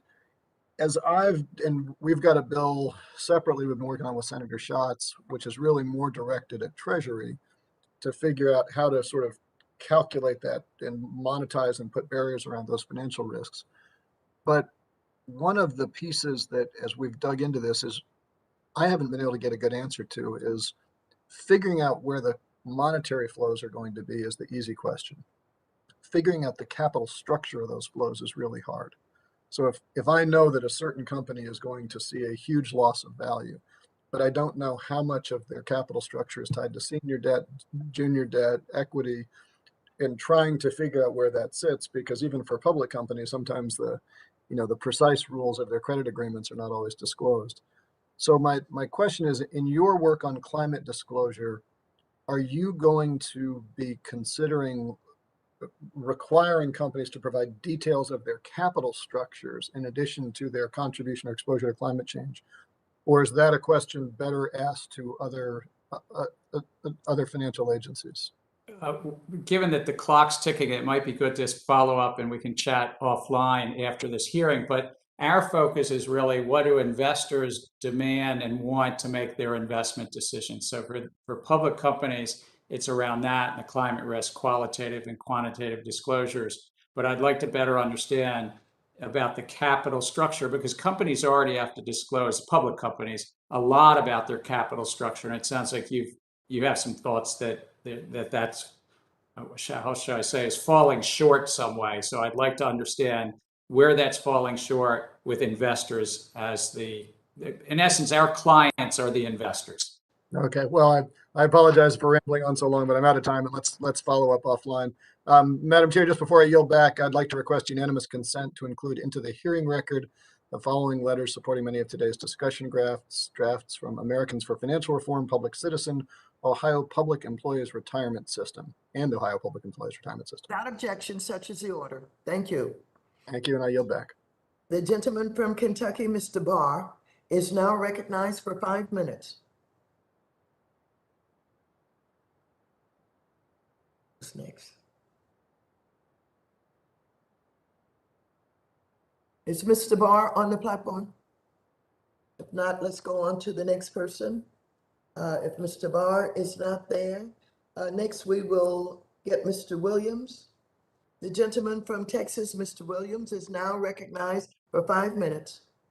Thank you, Madam Chairman. And first of all, I want to just in full disclosure, I didn't go to Wharton, but I'm a business guy, and I know when you increase taxes, that's bad. When you cut taxes, that's good. Maybe that'll help some of your thought process. In any industry, allowing the private sector to innovate is key to bringing new products and services to the marketplace. This has been especially true in the capital market space with the advent of zero-cost trading because of payment for order flow. This partnership has allowed an entire generation of investors to enter the marketplace for the first time and has made zero-commission trading the new industry standard. And in the past, you've been recognized how payment for order flow has created a significantly lower cost environment for retail traders to place trades. There are studies that have shown this proactive has resulted in a price improvement of over $3.7 billion last year alone for retail investors. Despite these benefits, the SEC is still contemplating a complete ban on this practice and even expanding the definition to include rebates being offered by the exchanges. This seems like a drastic measure that is a response to misdiagnosing the entire GameStop saga that happened earlier this year. So, Mr. Chairman, it's good to see you again. And as you look at making changes to this practice, I urge you to also consider the benefits that this has given all retail investors. So my question is, can you describe the overall growth trends of retail investor participation since the advent of zero commission trading, and what you think would happen if payment for order flow or these rebates were eliminated? I thank you for that. And retail investing has increased. It's increased probably for multiple reasons, but zero commission and frankly, just even the facility, the ability to trade on a mobile phone with ease has facilitated it as well, regardless of the price. There are a number of brokers that offer zero commission and do not do payment for order flow. What I've asked staff is these payment for order flows and yes, rebates on the platforms, the stock exchanges and the like, is this the best to promote competition and efficiency? Is it the best to promote best execution? And you mentioned price improvement. Price improvement is being measured against an old measuring stick. The old measuring stick, this thing called national best offer. doesn't include what's in the dark markets, what's being internalized. It doesn't even include everything on the New York Stock Exchange or on NASDAQ. So I've asked, how can we look at this and look at this for investors and companies raising money both to be more competitive, transparent, and efficient? Okay, thank you. We've seen a troubling trend within the Democratic Party of calling on financial regulators to enact their agenda when they realize they will never be able to pass it in Congress. We have seen lawmakers urge the banking regulators to force their regulated entities to debank legal industries that have fallen out of their political favor, such as oil and gas or the gun industry. We are now seeing similar calls coming to your agency, which is in charge of reviewing the disclosure of over 7,000 publicly traded companies and $100 trillion traded annually within our capital markets to expand your footprint into climate policy. So by calling on more stringent ESG regime, we're trying to turn the many economists and financial experts at the SEC into environmental science that will force companies to adhere to a moving target of climate change goals coming from whichever party controls the White House. And as we create more uncertainty surrounding what information will be deemed material, I'm really concerned that everyday investors will ultimately be hurt by the activists who might be the loudest in the room but are not personally invested in some of these companies. So quickly, Chairman, how will you ensure that investors are not going to be harmed because activists pushing their agenda into a space where they do not care about any individual security? I'll just say how I will be motivated and how I will ask the staff. It's about investors, and it's what Congress has asked us to do. Within our chalk lines, disclosure, full and fair disclosure is what Congress has asked us to do. And what we have now in the 2020s is increasing large numbers of investors want information about climate risk. So we can play a role at the SEC to bring some consistency, comparability, make sure those disclosures are decision useful, as earlier discussions in this committee today were, to make sure that folks aren't just green, it's saying they're green or sustainable and they're not. I think it can help companies and investors. And so to me, it's staying within what Congress has asked us to do. I thank you for your testimony, and I yield my time back. Thank you. The gentleman from Connecticut, Mr. Himes, who is the chair of the Subcommittee on National Security, International Development, and Monetary Policy, is now recognized for 5 minutes. Thank you, Madam Chair, and I have a question for the chairman, but I do want to take just a second to try to. I'm not a witness here, so I can probably use more blunt language than the chairman can use. My friends on the other side of the aisle are obsessed with this preservation of payment for order flow. I can say it more bluntly. Yes, when a broker uses payment for order flow, you do see price improvement. But you see price improvement off a really lousy price, a terrible price. And it is a truism in our capital markets that big institutional players get much better pricing, by the way, across the board on everything, than retail players do. And there are entire segments of the industry that are designed to sort of make profit out of that gap between the pricing that retail investors get, retail investors meaning individuals and others, and what institutional investors get. So what I would really love to see happen here, rather than seeing my friends on the other side of the aisle stand up for the preservation of a cynically misleading concept like price improvement, to actually dive into the question of why institutions get such better pricing on almost every product than individuals do. So I just want to make that point. But what I want to do with my remaining minutes, Chairman Gensler, it's great to see you again. I know I'm going to ask you to step a little bit outside of your comfort zone because you are more knowledgeable than almost all of us and probably all of the regulators on the issue of cryptocurrency regulation, something of interest to my subcommittee and Mr. Sherman's subcommittee. I want to turn over my remaining, I can't see the clock here, but 3.5 minutes or so to ask you to give us some guidance on the topic. And what I mean by that is there is legislation flowing around. Mr. Beyer has a piece of legislation that sort of departs from the traditional Howey construct of what would be a security. You have focused us on exchanges. Congress is demonstrating its ability to do very little these days. So I'm going to ask you to take the rest of my time to give us some guidance on how we should prioritize the legislation that we propose between exchanges, between the arduous work of defining who should regulate what type of cryptocurrency. Let me just turn over the time to you so that you can give us some guidance on how you think we might most fruitfully use our time to try to address those areas in which there's likely to be bad behavior. I thank you. At 2 minutes and 20 seconds. I think that what we have here is a number of innovations, and with why I'm focused on the platforms, the trading platforms and the lending platforms, is because investors basically are giving ownership rights up. They transfer what's called a private key to the platform in most of them, and the platforms take custody, and those platforms then either trade on our behalf or lend to us and the like. And so I think such a tremendous amount of activity happens there, and it's a place that we could get better investor protection, customer protection alike. Even in the decentralized platforms, or so-called DeFi platforms, there is a centralized protocol. And though they don't take custody in the same way, I think those are the places that we can get the maximum amount of public policy, whether it's for anti-money laundering, whether it's for tax compliance, whether it's for investor protection, which we so care about at the SEC.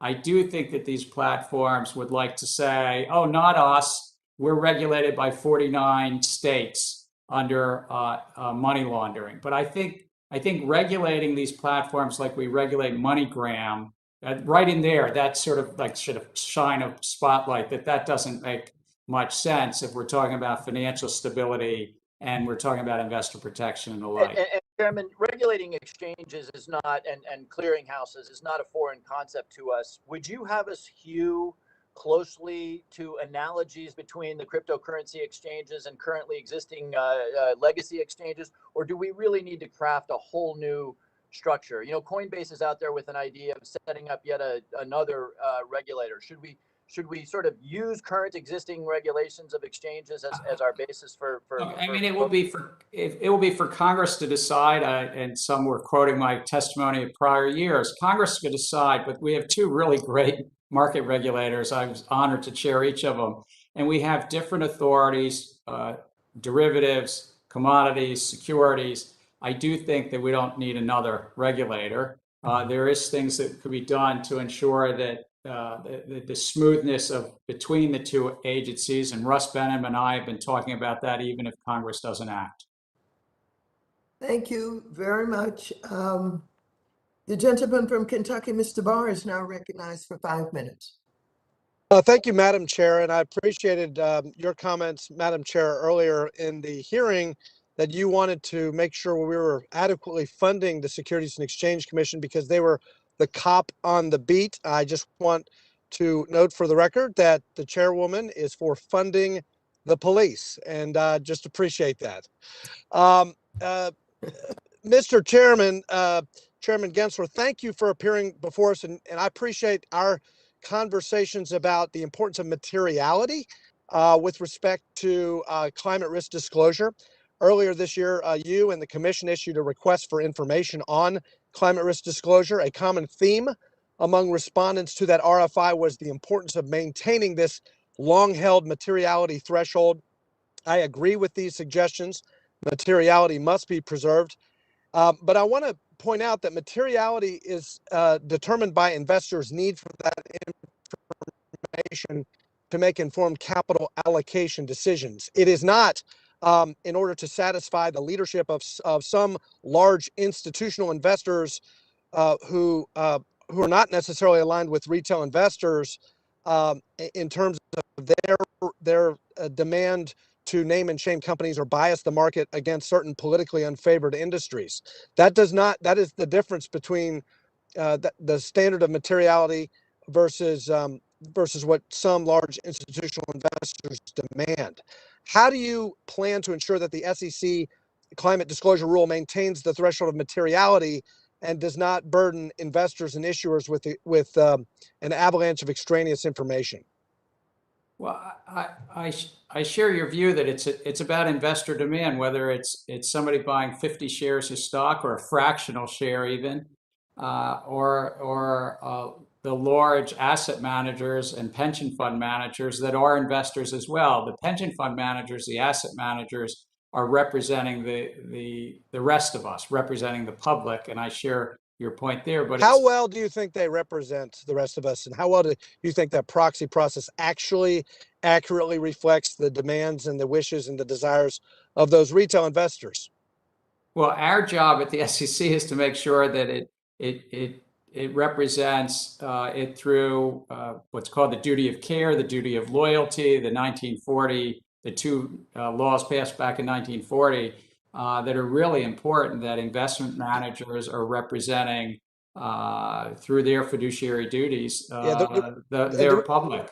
Yeah, and the reason why I asked that is because, as we discussed, as I talked to the investment advisors and broker dealers in my district, ESG is a very low priority of most retail investors. Retail investors care about returns. And what troubles me, and I want to ask you if you agree with this, the analysis that's a public record, that many of these ESG funds have fees that are 43% higher than non-ESG funds and cut into those retail investor returns. Does that trouble you? Well, I think that two parts of that. One is I have asked staff to make sure that fund managers that are claiming to be green or sustainable or climate free or something, what stands behind that we should put out some rules on that. And if my fellow commissioners agree, we'll put that out to public comment. But a second thing is, how do we promote greater competition to bring down some of those fees in the fund management space? And I think that being clear on the naming and what it stands behind those names can also help in the competition on the fees themselves. Well, as you move forward with your climate risk disclosure rulemaking, I just want to stress the importance of this materiality standard and what it actually is, because to rely solely on the comments that come in, I think, and just ignoring what the legal definition of materiality, I think would miss the mark, because materiality is about investors' need, the actual need for that information to make informed capital allocation decisions. It's not just about large institutional investors' desire to name and shame politically incorrect companies. So let's I encourage the commission to look at materiality from the traditional conventional legal standard of what materiality actually means. In terms of liability protections, I do worry about the subjectivity of this, the concept of climate risk disclosures relying on subjective and untested metrics. Do you have plans to provide liability protections for issuers? What are your plans to ensure that these disclosures are preserved exclusively for informing investors and making their risk reward decisions, and not hijacked by enterprising trial lawyers for frivolous lawsuits? Well, like all of our disclosures, they're based upon, as you say, what do investors want? What do they take into considerations? Or as the Supreme Court has said, what's if I remember, substantial likelihood that a reasonable investor finds significant in the mix of information for an investment decision. And that investment decision is really the important thing. And that's why we put it out to notice and comment. Investors get to weigh in. Thank you.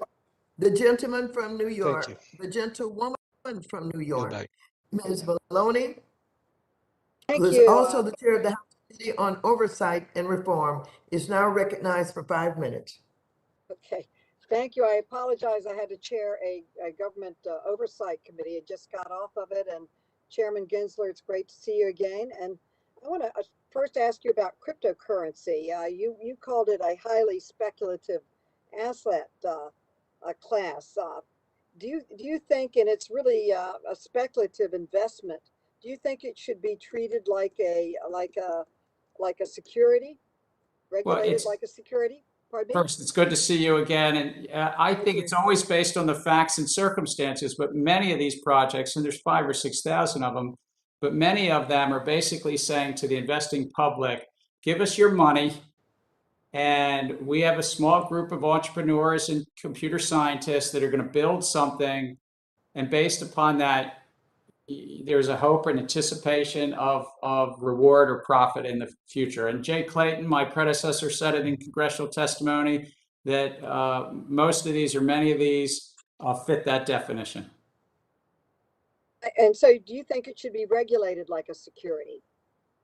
Look, I think that I've asked projects to come in and talk to us because I can't say that it all fits together well, let's say in our transfer agent rules and some of the intricate underpinnings of our capital markets. But Congress painted with a broad brush to protect the public against fraud. And that's done through our securities laws when people are raising money from the public. Okay, well, do you believe the SEC has all the authority that it needs to regulate this cryptocurrency if you should decide to do it? Or does Congress need to give you more authority to be able to regulate the cryptocurrency? I thank you, and it's a question also the ranking member asked in a little bit different way earlier, is I think that our statutes are clear and Congress painted with a broad brush what is a security, but I think working with Congress, there are some gaps and there are some places that we can work, whether it's our relationship with our sibling agencies in the market regulatory space, but also as it relates to, for instance, what's come to be known stable value coins and how to think through that with the bank regulatory regime as well. Well, I'd be happy to work with you in this area, and it is growing in prevalence in the district that I represent. Can you give the committee an update on your current thinking with regulation best interests, the so-called fiduciary rule, and whether you intend to take further action to strengthen this rulemaking? I think that it's important that this rule, that it live up to its potential, that best interest really does mean best interest. So working with our examination staff, working with our Division of Corporate Finance, we've just hired an excellent person who's a senior advisor to me directly, is to ensure that the retail public gets the best. But I'm also asking the staff to consider how do we ensure that the brokers and the investment managers understand their duties under that rule and to ensure that they are actually, that best interest means best interest. Well, okay, that sounds good. Now, lastly, this summer, the SEC approved NASDAQ's board diversity proposal, and they've implemented it. And earlier, with the support of the chairwoman and with Gregory Meeks and many others, we passed a bill that would call upon the SEC to disclose the diversity on boards, both for gender and for minorities and other information. And do you intend, you could do a lot in that area just on your own. It has passed the House. It is now in the Senate. Do you intend to do anything in the board diversity area? I say this probably more than you'd like to hear. I've asked staff for recommendations in two areas related to this. One, with regard to the boards and board diversities, what recommendations that we as a commission meeting investor demand could do, but also more broadly the workforce, the entire workforce, or what we have come to call human capital disclosure. That's not just about part-time versus full-time and the pay rates and the like, but it's also about the diversity of the workforce as a whole. And on the earlier point, if I might just say on regulation best interest, look, if the rule doesn't work, ultimately, we're going to look to make sure that brokers ensure that the investing public truly gets best interest. So I want to make sure that I put a real comment on that. Okay, thank you so much for your time, and I yield back. Time has expired. Thank you. The gentleman from Arkansas, Mr. Hill, is now recognized for 5 minutes.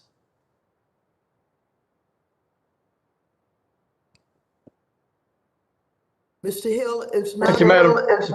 Thank you, Madam Chair. Appreciate that, and appreciate the hearing. And it's been a very educational hearing. Appreciate Mr. Gensler's responses to our members' questions, and following up on Mr. Barr and also Mr. Luchtemeier on the ESG industrial complex out there in the mutual fund asset management industry on advertising, branding, and analysis for ESG type funds.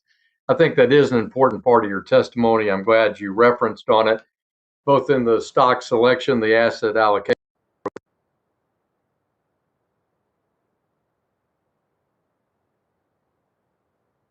Did you go mute?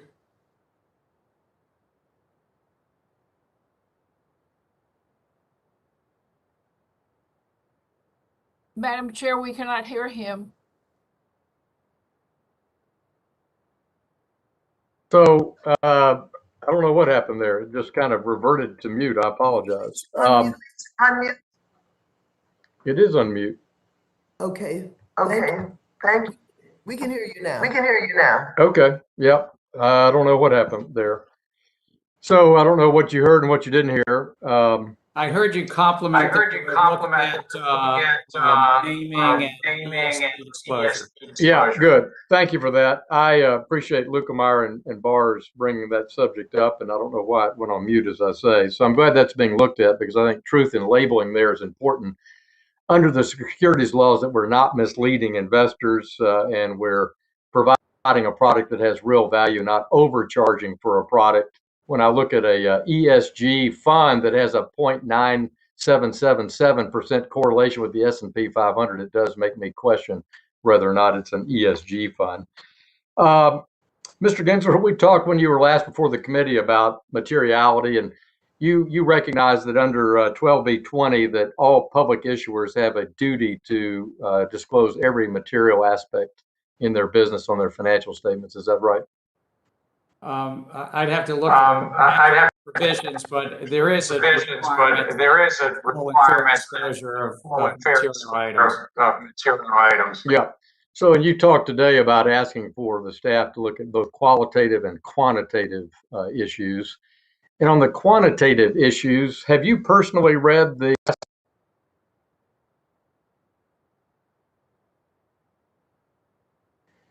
Madam Chair, this thing keeps muting without me touching the computer. So my irritation level is rising, but let me continue. That time I noticed it. So on the issue of quantitative, Mr. Gensler, have you read the task force disclosure report, the so-called Bloomberg report on the quantitative analysis on climate disclosure?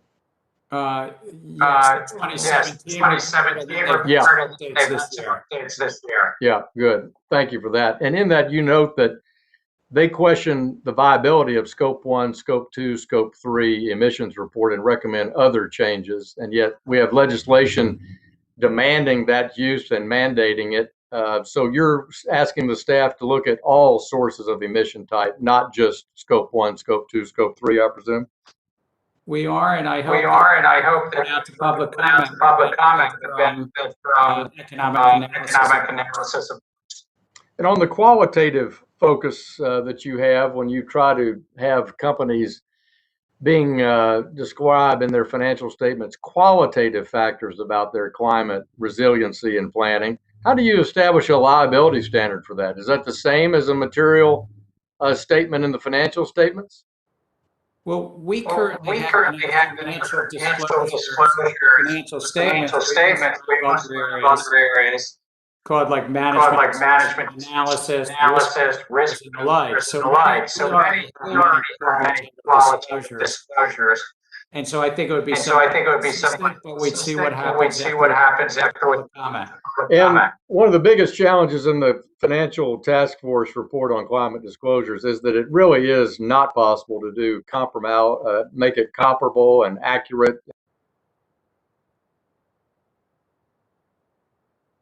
There it goes again. Madam Chair, I'm going to yield back because this is too frustrating. And let me say again, I hope that we will have hearings in person and that we will stop these kind of online issues. You've heard members today talk about they can't have a fair and open interchange with witnesses. And when we have technology that simply mutes itself, we ought to all question any technology the committee is using. I yield back. And if the gentleman will yield, frankly, all of Mr. Gensler's answers to you were in a three-part echo on my end. I doubt it's the only one that. The gentleman is out of order. The gentleman from Illinois, Mr. Foster, who is also the chair of the Task Force on Artificial Intelligence, is now recognized for 5 minutes. Thank you. Am I audible and visible here? Yes, you are. Well, all right. Well, thank you, Chair Gensler. And first, are you making contingency plans for dealing with the market chaos that may result if Senate Republicans force us into default?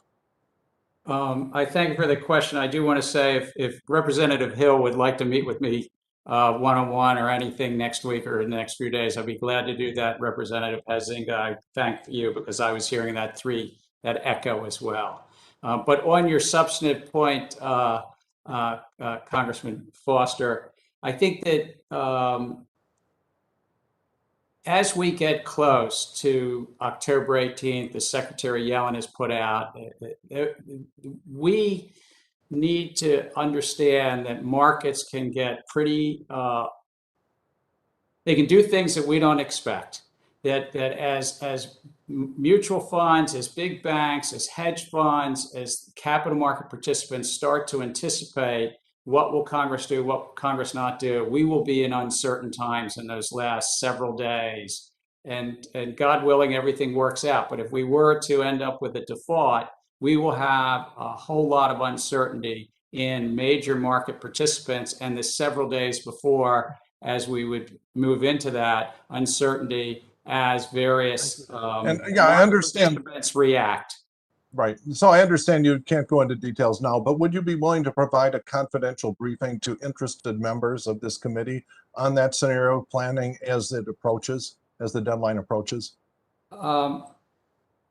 If we could follow up, I'd certainly want to work with the chair and probably with Secretary Yellen on that, because that's really where the main authorities and so forth are. But I would say that well, you'll have to deal with the market. I would not take lightly the uncertainties that will start to develop right around that time. Now, from the point of view of the markets, is there any downside that you perceive if, in response to all of this brinkmanship, that the debt limit is just either outright repealed or through reconciliation simply raised to, I know Avogadro's number of dollars or some enormously high number that makes it irrelevant? Well, however Congress addresses it would lower an uncertainty in the market. And by lowering uncertainty in market, you usually lower the cost of capital for those raising. Okay, I'd just like to mention that in terms of an outright repeal, that I have a bill, the End the Threat of Default Act, that with over 50 House co-sponsors, which will simply do just that. And I invite and welcome all support from all corners on just getting rid of this silly rule that we made up for ourselves. I'd like to return once again to payment for order flow. As we all know, zero commission trading is not free because the retail customer often pays for it in terms of less than optimal order execution. The difficulty here, as I see it, is that there is no transparent market between trading platforms that includes good knowledge for investors of the quality and the total cost of order execution. So now there are two possible responses to this that I'd like your reactions on. That either the SEC or Congress could contemplate. The first is simply requiring that retail customers receive, along with their order confirmation, a summary of any fees or commissions, plus a summary of how the price they actually receive compares to some fair estimate of the market price. For example, midpoint of the NBBO or some more sophisticated estimate. This would allow investors to see over time whether the total cost of trading on one platform was better or worse than another, and move their business to the platform that gave them the best total cost of trading. So that's the first suggestion I'd like to react to. A second possibility is simply to allow retail investors to request that their order and the platform that it was executed on be made public. Not the investor identity, but the platform identity. So at the time, also the time they placed the order and the price they received. This would allow third parties to, looking at this additional publicly available data, to give very high quality, high statistics evaluation of which platforms are giving the best total cost to retail investors in different market segments. So do you have any reactions to these? Are they implementable? Would they work as I would imagine they would in making a more transparent market? If it would be all right, I'd like to suggest if your staff and some SEC staff could review this. I mean, I've really raised how can we make these markets more efficient, more competitive? I think it would probably help to hear these ideas and sort them through outside of the hearing, just to see whether they're could be part of the Well, mix. thank you. I'm out of time here, but I think transparency on total cost of trading should be our guide star on this. I Thank yield you back. very much. The gentleman time has gone by. The gentleman from Minnesota, Mr. Elmer, is now recognized. Thank you, Madam Chair. Can you hear me? Yes, I can hear you. Thank you. Chairman Gensler, thanks. Like everyone else, I want to thank you for appearing before the committee today. Appreciate your time. You've already covered this topic with some other members, but I want to go into it again. There are millions of Americans, as you know, who hold cryptocurrency. Specifically, over 55 million Americans are now engaged in this asset class. And the value of these cryptocurrencies, the value of the market, is approximately $2 trillion. You've been outspoken in that you think most cryptocurrencies on the market are securities. I couldn't disagree with you more thoroughly. I believe most cryptocurrencies are commodities or currency. But for the purpose of better understanding your perspective, I have several quick questions I'd like to run through during my time, and I'd appreciate quick responses to each question. Chair Gensler, let's say someone who issued a token agrees with you and thinks that their token is a security and they want to register it with the SEC. If they register it, can they trade it on the New York Stock Exchange, or could they trade it on NASDAQ? It would somewhat depend on NASDAQ and New York Stock Exchange listing rules and how they register it, but there's multiple ways to register. If they registered and the New York Stock Exchange and NASDAQ said yes, that might facilitate it. Nobody's asked to do that as far as I understand. Actually, the answer is no. Can a broker-dealer like Charles Schwab, another question, deal in a digital asset that has gone through SEC registration? In other words, would they be able to trade these digital asset securities and custody them? Well, the custody is really the issue that you mentioned. We have not been able to sort through. There's a feature of crypto assets, which is that a private key transfers ownership. That's a feature, but it also creates challenges, or some would say it's both a feature and a bug of the custody of those crypto assets. Again, I believe the answer is no. And I think earlier today you used the term stable value coins. There's no such thing. Value is a term that you put in there. They are stable coins. Chair Gensler, as you know, there are about 100 tokens with a $1 billion market cap. Let's say you deem one of these coins with $1 billion market cap and tens of thousands of investors a security. What happens to those investors, sir? Well, if the coin were to come in and to actually register, those investors get the benefit of our securities law. Right now, they don't have the benefit of that basic bargain that we protect people against fraud and manipulation in our capital markets is they get full and fair disclosure. They're not getting that right now, and it's falling short, and people are going to get hurt. Chair Gensler, actually, what will happen under that scenario is the value of the token will plummet, and retail investors, the very people you are supposed to protect, will not be able to trade in it. So I guess where I'm going to go with this, if there's no path for them to be traded anywhere, wouldn't investors be hurt by your enforcement actions? And what are you doing to solve this problem? What are you going to do? What I've said publicly, and I mean this, is come in, work with us. If the rules that were written in other decades don't quite fit these digital investment contracts, and that's what many of these are. They're entrepreneurs, computer scientists that are raising money from the public, and the public is anticipating profits. And that's why Congress painted with a broad brush, and the investing public is relying on some group of entrepreneurs and computer scientists for their profits. And I'm glad to work with projects, work with Congress if you want to repeal the laws as they are, so that fewer people are protected against fraud in these markets. And actually, Chair, I appreciate the answer. I don't know that at the end we still disagree on the securities aspect. I think the vast majority are currency or commodities. But This is why it's really important for the SEC to develop a framework that the crypto industry can operate in.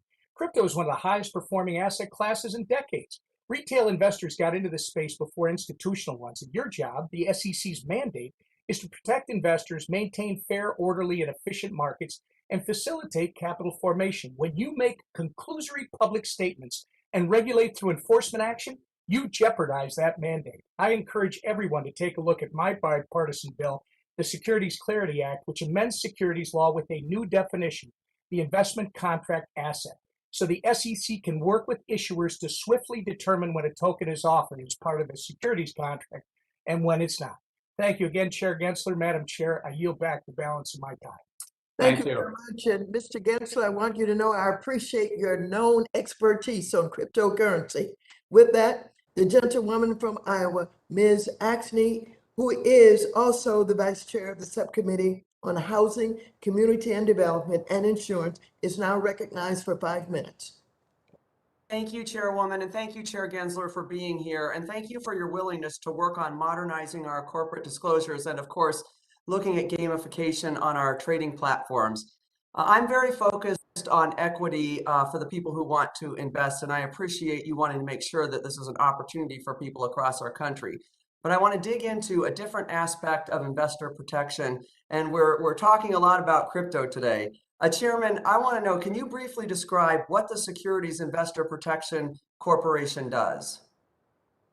The Securities Investor Protection Corporation, or SIPC as it's sometimes known, was set up by Congress to protect the retail public that left money at a brokerage firm. And if that brokerage firm wasn't properly keeping that money segregated and protected and went bankrupt, in essence, the losses that might come. I don't mean to be a full expert, and I'm sure I've missed some part of it, but I think that's the basic bargain. Okay, so basically when someone owns a security in their brokerage account, they have some protection if the broker goes bankrupt. Is that correct? That the broker didn't take that security and give it to somebody else and the like. You still have market risk. We still have individuals have market risk if that SIPC didn't protect them, as I understand it. Okay. But so I want to get to here is I don't think that applies to commodities or some other assets. Is that correct? I certainly want to work with you on that, but I think that's correct. Okay, so here's what I'm wondering. On some of our platforms, you can trade crypto literally right next to stocks for a token that isn't a security. What are the differences in protections for those investors? And we've got these up on our platforms. Do you think these investors on these platforms are likely to know that these protections are different? I'm hearing you say they're different. What's the difference between crypto and a stock? And do you think our folks even realize that when they come on as far as protections go? I think you're right that the investing public is not getting protected right now, whether it's a digital asset that's a security, and many of them I think would pass, and while Representative Emmer and I had a little difference of view on that, would pass the Howey test in our securities, but some, as you say, a few might be commodities, and the Commodity Futures Trading Commission does have enforcement authorities around commodities, but as Commissioner Dawn Stump over there put out a paper recently and highlighted, they don't have regulatory authorities to write the rules of the road for those exchanges. So there are gaps there, both if they're a commodity and gaps if the exchanges are not registered as the New York Stock Exchange is registered. Okay, so if we tie this back to the payment for order flow, on securities, the broker has to disclose, of course, how much they're paid and how those orders do. I think those disclosures aren't really sufficient and could be a lot better. But Chair Gensler, are there any such disclosures like this for crypto assets? They're not required disclosures. Some of the brokers are trying to do some voluntary disclosures on things that are basically similar to the payment for order flow for crypto. But you're absolutely right; they're not doing so with the fullness as under our securities laws. Well, something that caught my eye is just how much money some brokers are actually making from payment of just their crypto orders. If I'm correct, and I I think this is true. Robinhood made more than half of their revenue from crypto in the second quarter, and yet we don't have the same disclosures about how that's earned for them and how their users might be doing these orders. So are there steps that the SEC can take to ensure that investors understand the protections they have when trading certain things, and information on that they might lose in certain areas on the platform? Or do you think that we should just make sure that anyone trading on those platforms has the same protections regardless of what they trade? And is disclosure just enough there, or do we need to be moving in a different direction? I think the decisions Congress made long ago in the 1930s still stand true today, that that the trading platforms, the exchanges of the day back then, had to come in and register and follow a set of rules, how they expose orders to each other, how they compete in the marketplace, how we protect people against front running, how we protect and promote markets through transparency. And so these platforms in a regulated space would be better for investors. And right now we don't have that. And this is a highly speculative class of crypto tokens. I truly think people are, we're going to have hearings in the future, Madam Chair, probably on what went wrong here. And one of the things will be that these platforms didn't come in and get regulated with the appropriate authorities. Thank you very much. The gentlelady's time has expired. Thank you. Georgia, Mr. Laudermilk is now recognized for 5 minutes. Mr. Laudermilk? If not, is Mr. Zeldin on the platform here? Let's see. Let's go to Mr. Mooney. Mr. Mooney? You're recognized for 5 minutes. Okay, thank you very much. Appreciate the hearing and the opportunity to participate. Some important issues here that we are discussing. Chairman Gensler, I'd like to focus on the difference between what is considered guidance and what are considered rules. Changes in the rules and enforcement have large ramifications for market participants, both large and small. That's why it's important for investors to understand the difference between binding and non-binding directives from the SEC. Now, your predecessor, Chairman Clayton, was very clear on this issue. He released a statement in September of 2018, explicitly clarifying that, and I'll quote, all staff statements are non-binding and create no enforceable legal rights or obligations. So, Chairman Gensler, will you commit to releasing a similar statement clarifying that all staff statements are non-binding?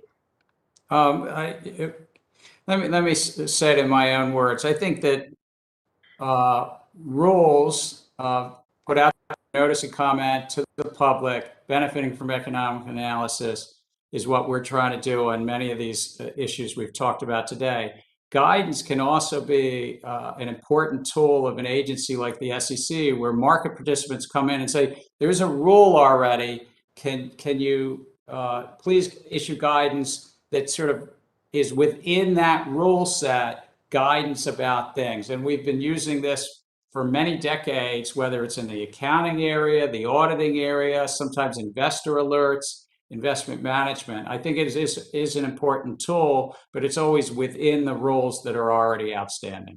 Okay, well, thank you for that answer. I encourage you to release a similar statement.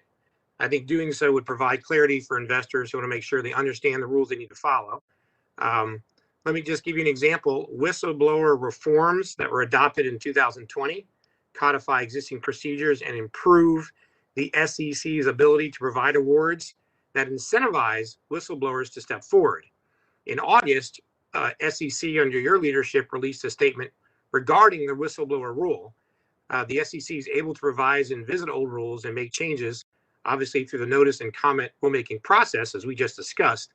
But in this case, it appears the Commission attempts to nullify an existing rule simply through a public statement. In response, SEC Commissioners Pierce and Roisman said that this action raised a dangerous precedent and, quote, reduces the certainty of law. So, close quotes. So, Chairman Gensler, in this case, it seems you adopted a significant change in policy simply through a commission statement.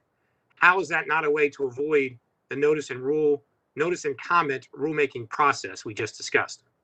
The Whistleblower program is a really important program to help protect the markets. And what I ask staff to do is to look at our program and ensure that that whistleblower release of last year and the prior rule set are there things that we can do to ensure that whistleblowers, and it's such a critical program, have the not only the basic protections, but also as Congress laid out that they, when it's appropriate under the rules, get their awards, which range from 10 to 30%. And this had to do really with the nature of the awards.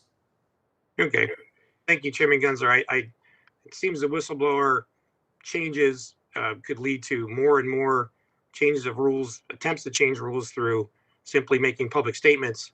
I worry the commission could set a precedent that public statements override established rulemaking, and that would cause our markets and investors to suffer. Notice and comment rulemaking forces regulators to take their time, listen to the public before finalizing regulations, and this comment period is important for getting rules right. So Chairman Gensler, I've heard you talk about the big ambitious plans you have for your tenure at the SEC. Remind you that Congress makes the laws, not the agencies. It's not within your power to create new policy and avoid the notice and comment rulemaking process. Thank you, Madam Chair, and I'll yield back the balance of my time. Yeah, and I'll say I like notice and comment rulemaking. You hear from the public, the consultation is a constructive part of our agency's work. Okay, thank you. Thank you. The gentleman from Texas, Mr. Green, who is also the chair of the Subcommittee on Oversight and Investigations, is now recognized for 5 minutes. Thank you very much, Madam Chair. And Chairman Gensler, I thank you very much. I'm greatly appreciative of what you've been able to accomplish. I'm especially gratified that you have supported the Whistleblower Protection Reform Act of 2021, something that our office has been able to sponsor and to work with the General Counsel over at the SEC to strengthen. It means a lot to do this, and it means a lot also to have the level of cooperation that we've received from you. As you well know, and for the edification of others who might not know, this legislation expands upon what we did in the last Congress with the Whistleblower Protection Act. And that passed the full House with only 12 persons dissenting, 12 votes in opposition. This act revises the burden of proof. It authorizes compensatory damages for whistleblowers who are not fired, but who suffer some other forms of retaliation. And it protects them. It protects whistleblowers who report orally rather than do so in writing.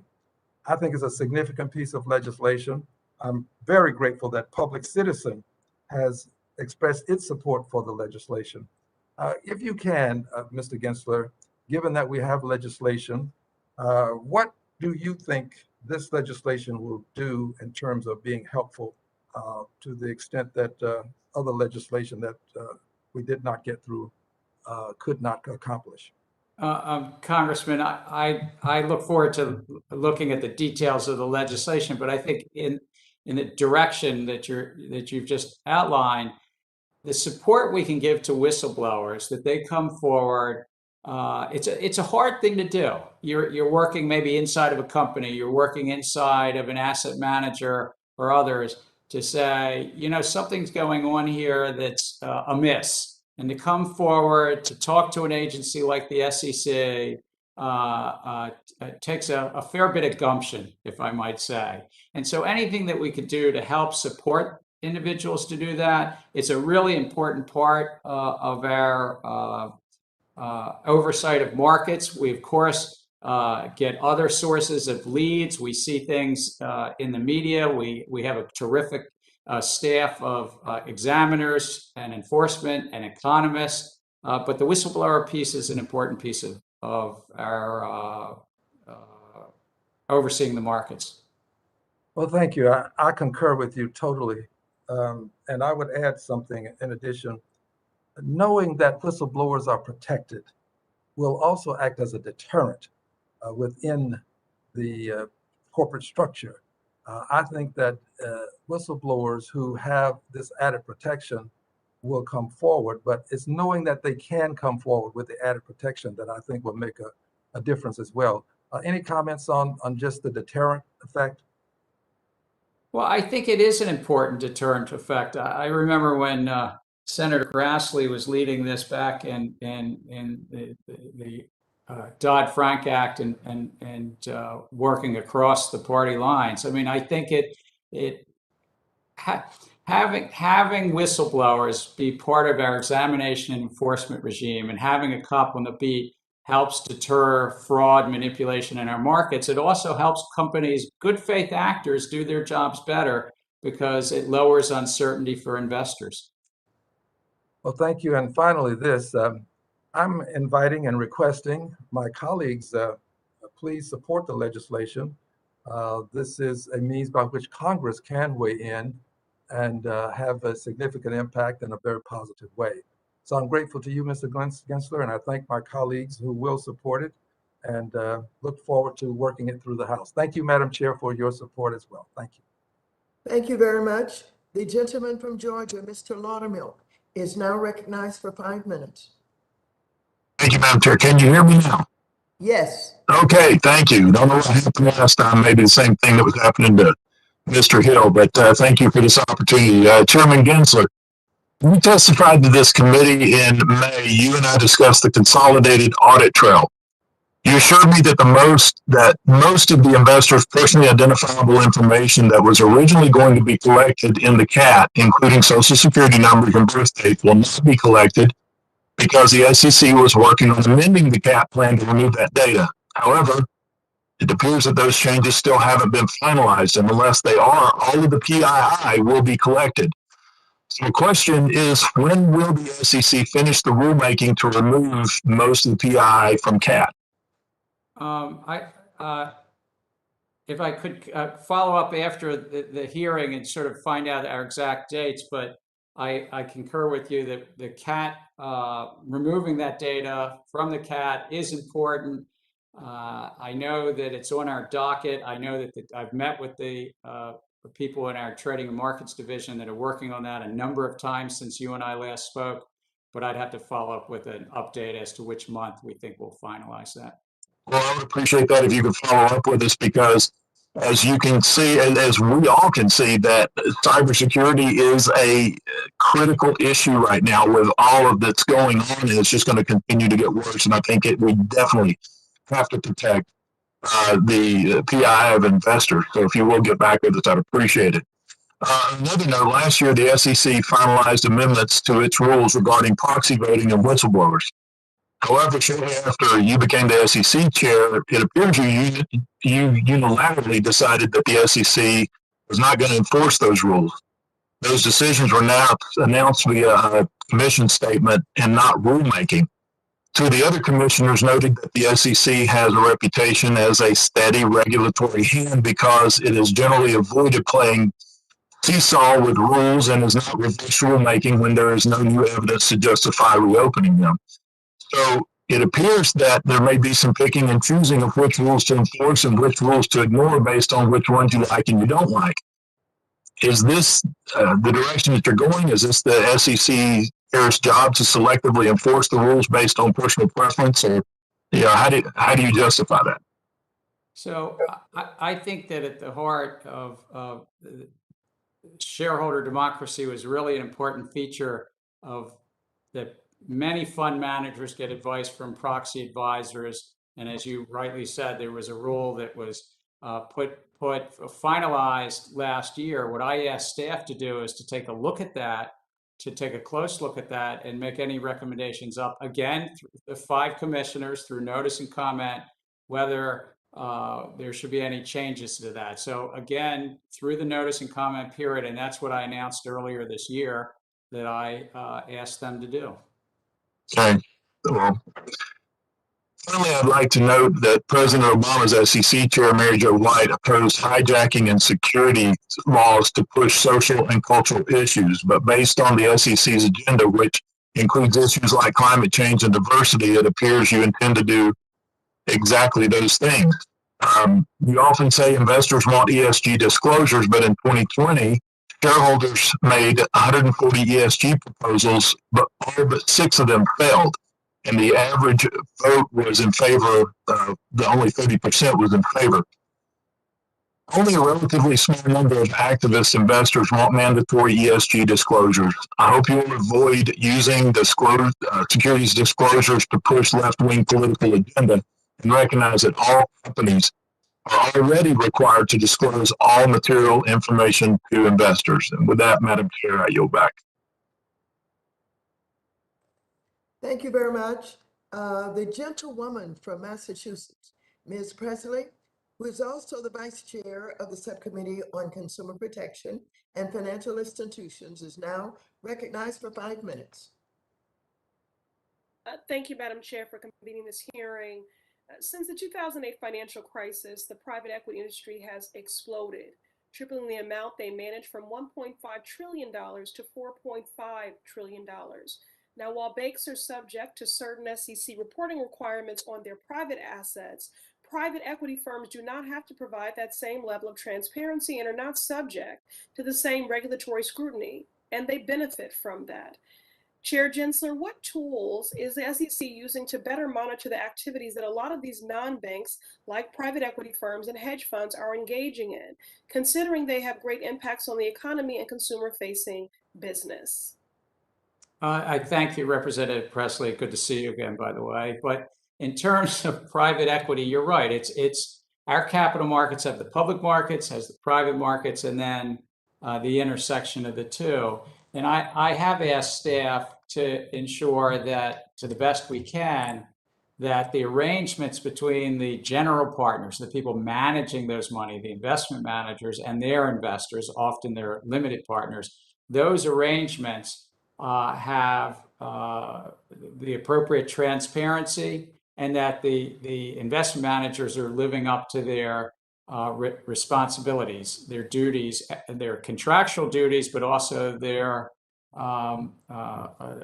duties under the law in terms of representing those investors. I think that's really important. I've also asked staff whether we should update some of the data that we collect. It might not have been the center of your question, but on Form PF or on private fund in that regard.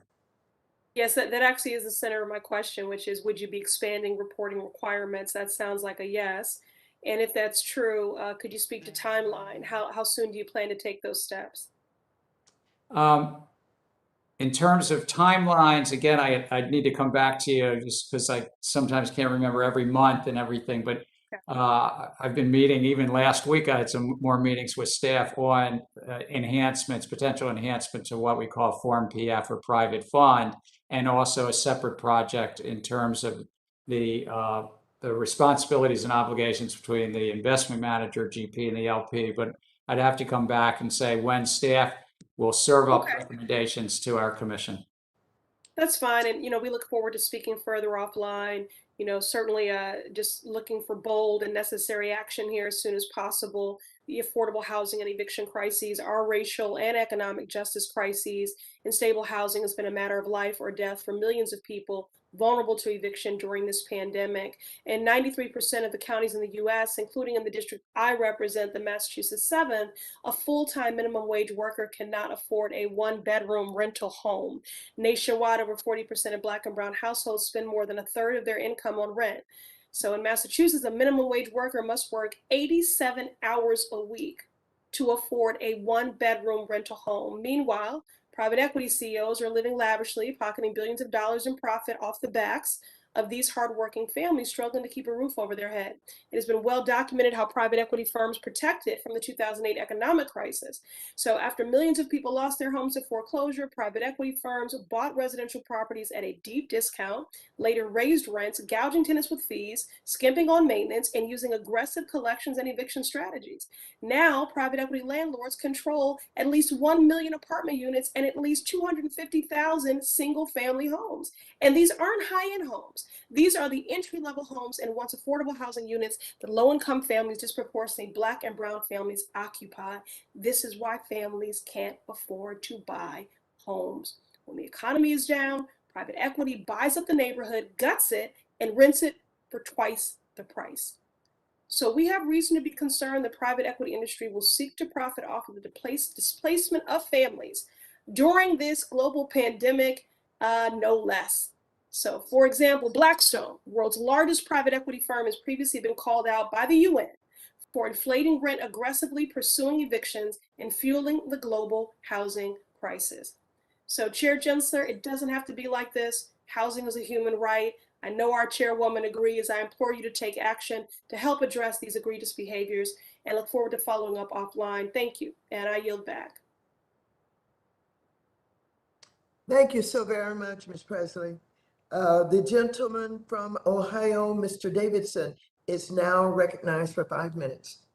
Thank you, Madam Chairwoman, and thank the ranking member McHenry and Chairman Gensler. Thank you for your time here today. In 2018, there was a New York Times article that discusses your views on blockchain and various cryptocurrencies. One of the cryptocurrencies discussed in the article was Ethereum. In the article, you say that Ether could have problems with securities laws because some of the first tokens were sold by the Ethereum Foundation before the network was actually functional.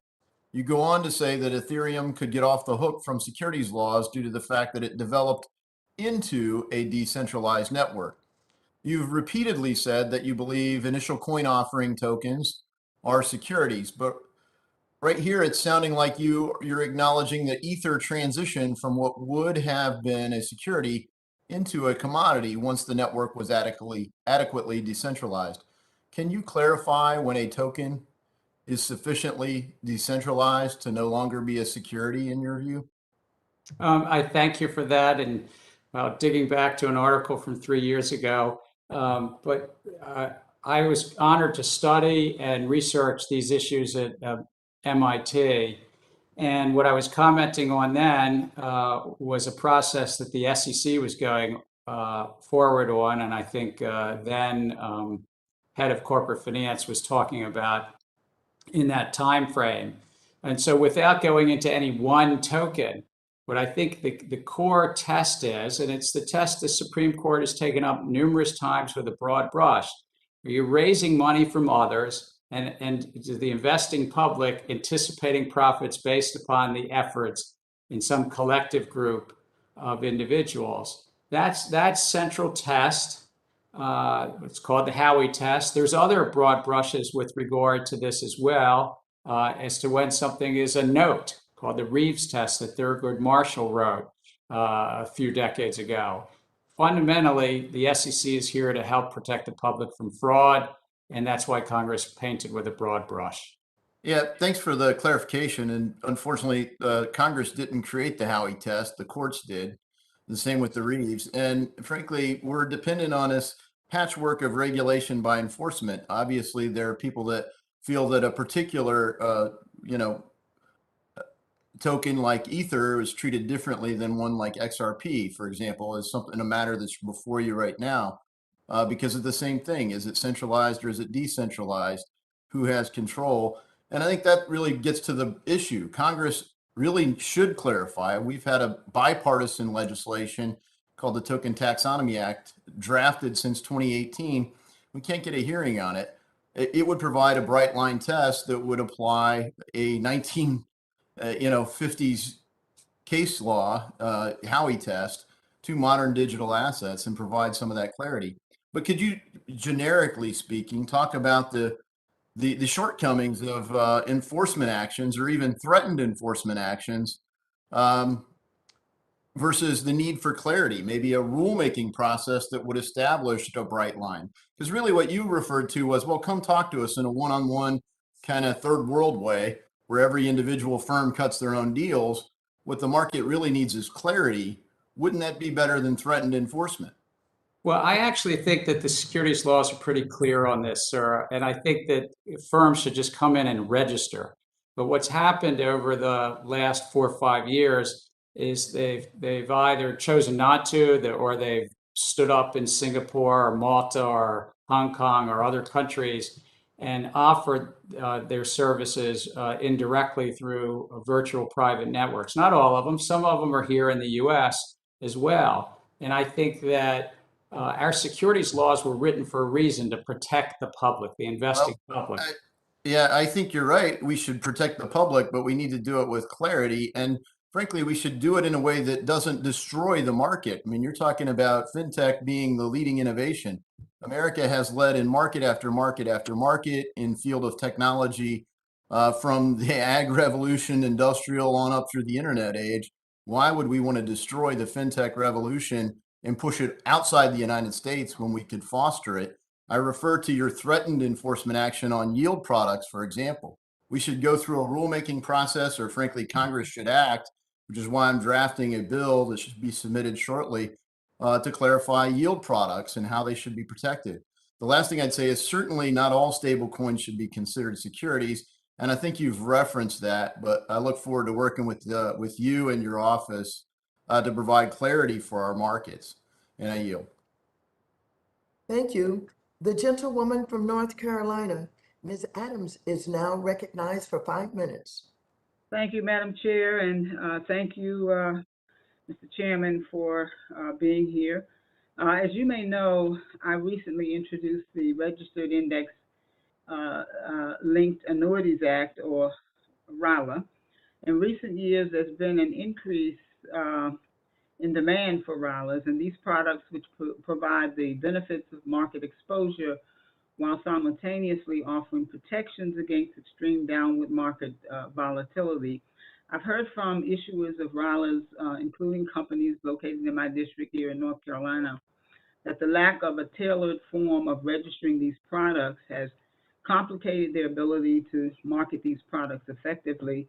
The Consumer Federation, American Council of Life Insurers, and others have endorsed the bill and has a strong bipartisan support from members of the committee. So I wanted to just flag this for you, like Senator Smith of Minnesota did in your last hearing. But I look forward to working with you to advance this legislation. So I'd be happy to hear any thoughts that you have on this matter. No, I thank you. I thank Senator Smith for flagging it in the last hearing as well. And I think that index-linked annuities have come under the securities laws for quite some time. But what you're flagging is the forms that they fill. Could we find a way to basically change the forms they fill out at the SEC? Since the Senate hearing, I've actually asked the staff to consider some of the things that you and the senator have raised and to make some suggestions. Well, wonderful. Thank you very much. So this committee has been advocating for the creation of the Office of Minority and Women Inclusion across financial regulators. These offices are to ensure internal staffing and procurement policies are inclusive and encourage all regulated entities to follow suit. So what are you and the OMWI office doing to increase participation? Well, the OMWI office, headed by Pam Gibbs, it's a terrific ally internally in terms of trying to promote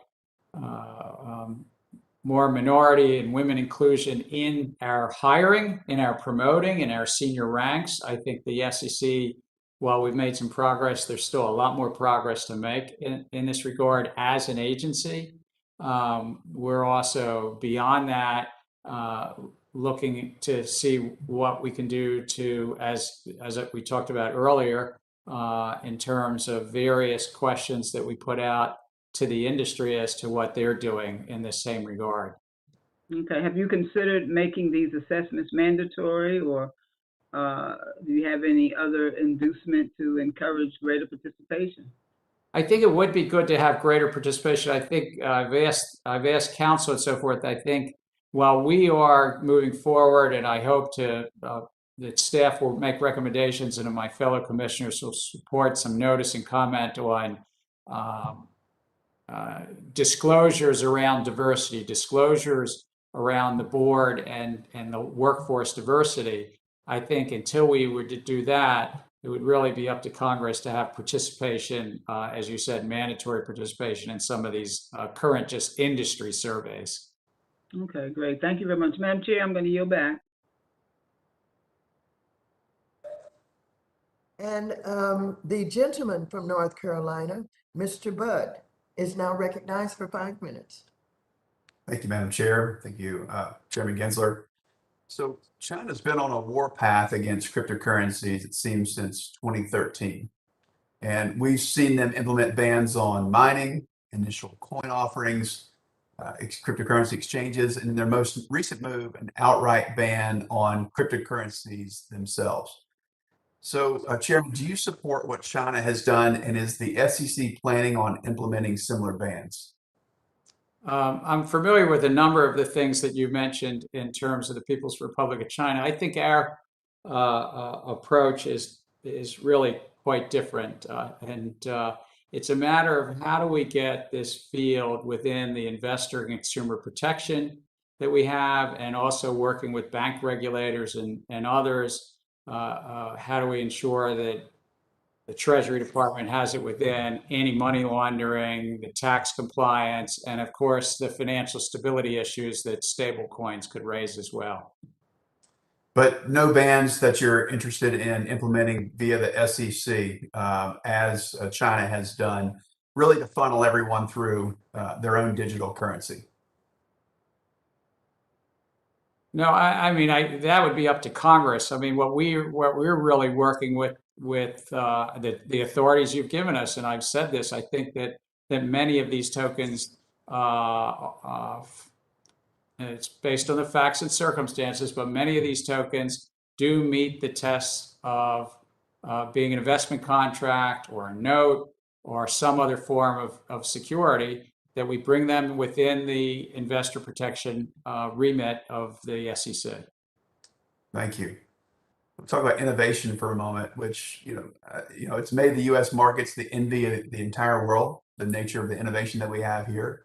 And referring back to Senate banking hearing that you were in, I think you stated before you're in your current role, you said innovation is what supports access, economic activity, and gives us, so many of us, better opportunities in life, end quote. So as the commission continues to review proposed changes, will you commit to balance any changes with the impact that it'll have on everyday investors?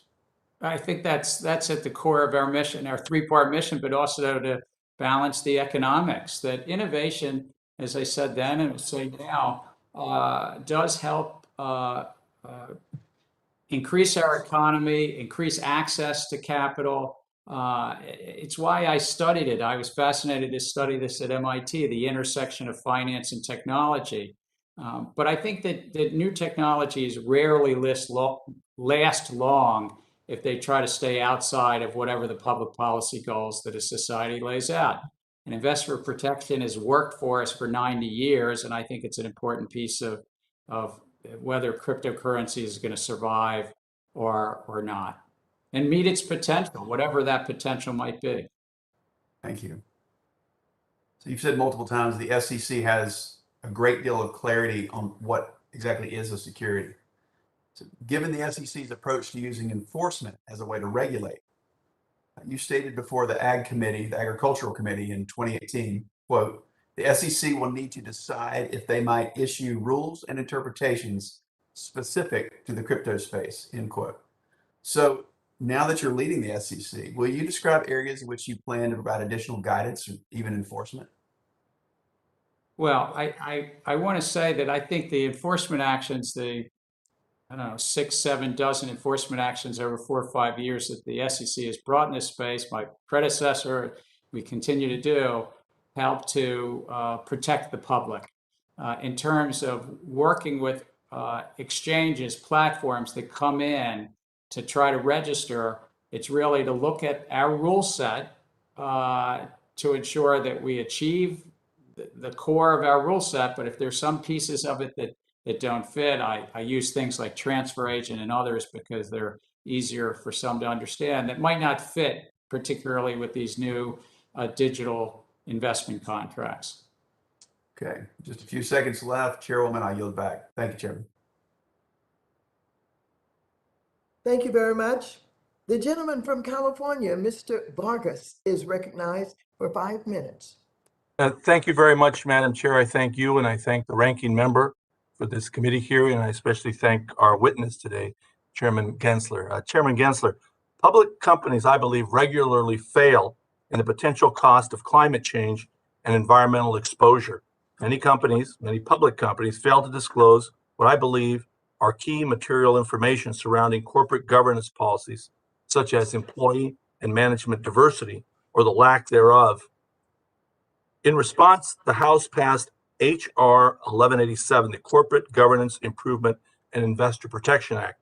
The bill included my ESG Disclosure Simplification Act of 2021, which requires public companies to annually disclose to shareholders certain environmental, social, and governance metrics and their connection to their long-term business strategy. Chairman Gensler, on March the 4th, the SEC announced the creation of the Climate and ESG Task Force in the Division of Enforcement. The task force focuses on developing initiatives to, quote, proactively identify ESG-related misconduct and, quote, identify any material gaps or misstatements in the issuer's disclosure of climate risks under existing rules. So, Chairman Gensler, can you provide the committee with an update on the task force findings and the scope of their investigations? And additionally, do you believe that all the public companies should be required to disclose relevant ESG concerns? I know that you talked a little bit about big and small companies. Could you elaborate a little more on that? I thank you. I do think that investors have increasingly over the years asked for greater disclosures on climate risk and on the workforce. We have a separate project which might not fit into your question on cyber.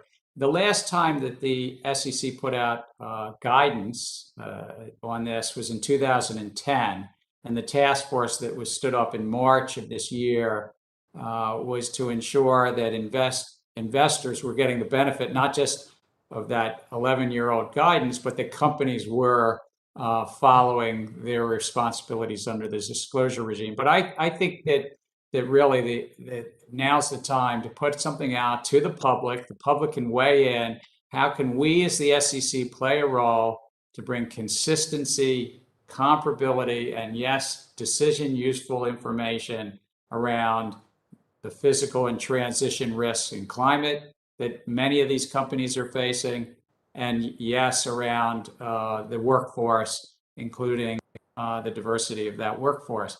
I think investors are asking for it, but again, we'll find out when we put things out to notice and comment. We'll see what people say. Well, you say that investors are asking for it, and even some companies are already providing it.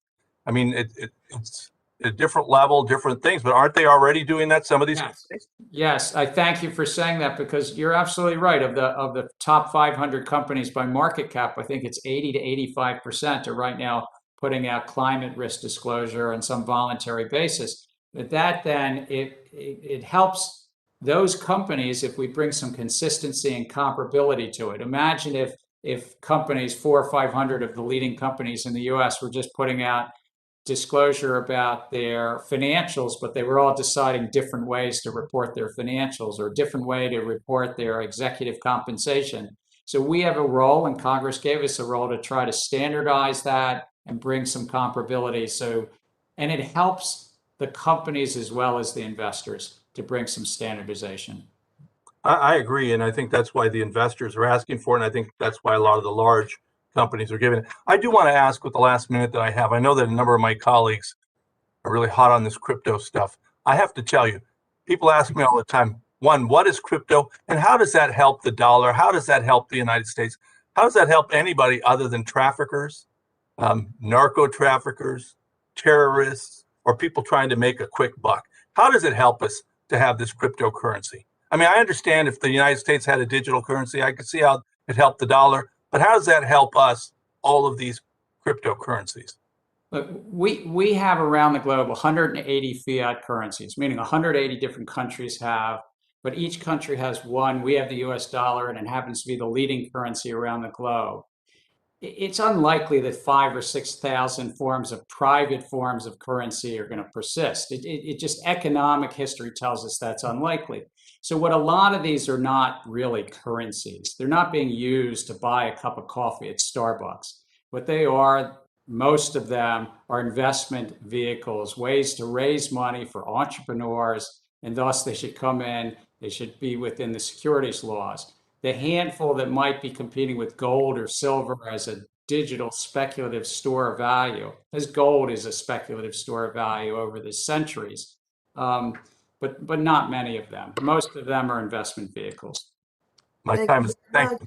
The gentleman's time has expired. The gentleman from Tennessee, Mr. Kustoff, is now recognized for 5 minutes. Thank you, Madam Chair. Thank you for today's call and today's hearing. Thank you, Mr. Chairman, for appearing today. If I could, I read your column that you wrote several weeks ago. Chinese firms need to open their books. I'm just going to ask you very broadly, what exactly are you saying? And of the 270 companies that you said may need to be prohibited from trading here by 2024, what are you seeing or what are you not seeing with those companies? So there was a basic bargain entered into on a bipartisan basis about 20 years ago, the Sarbanes-Oxley Act. President Bush signed into law. And it said that to instill greater trust in our markets after the Enron and WorldCom fiascos, and that was about accounting fraud in that case, the company's auditors needed to open up their books and records to a new entity, the Public Company Accounting Oversight Board. And we at the SEC oversee the PCAOB. Nearly 20 years later, 50 plus jurisdictions have allowed that to happen, from Europe, from Asia, from Africa, from South America, North America. But 2 jurisdictions currently are not, China and Hong Kong. So Congress came back together last December and said, let's set a clock, a 3-year clock, and if this PCAOB can't see those records, in essence, there's 3 or 4 key things. That they have to select which companies they're inspecting, the PCAOB. Number 2, they have to see the work papers and see those work papers of the auditors, not redacted, not selected, but actually they need to be able to talk to the auditors to basically instill greater trust in the financials, in this case of these China-related issuers.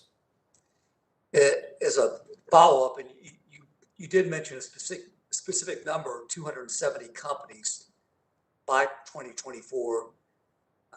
Who are some of those companies? Well, these are the companies that I call them China-related companies, because many are actually incorporated in the Cayman Islands and don't actually own anything directly related to these companies. But many of them are the large internet service providers in China, or internet companies similar to our large internet companies here that provide online retailing, online services. But there's also some insurance companies, some oil and gas companies that are related to China as well. Let me, if I can ask the same question a different way. You did identify a specific number, 270. May I say that's just the number of companies right now that are China related, and based upon statistics that we can see from some outside services, NASDAQ and others, just list a whole list of companies, and I could certainly follow up and give you that. But we as an agency, the SEC, actually have a congressional mandate that each year in this 3-year clock that's ticking, we would publicly identify specific companies. So in early part of 2022, if China and Hong Kong are not yet compliant, then we would identify the specific names of companies and do this on a year later and a year later. Do you anticipate that number could grow?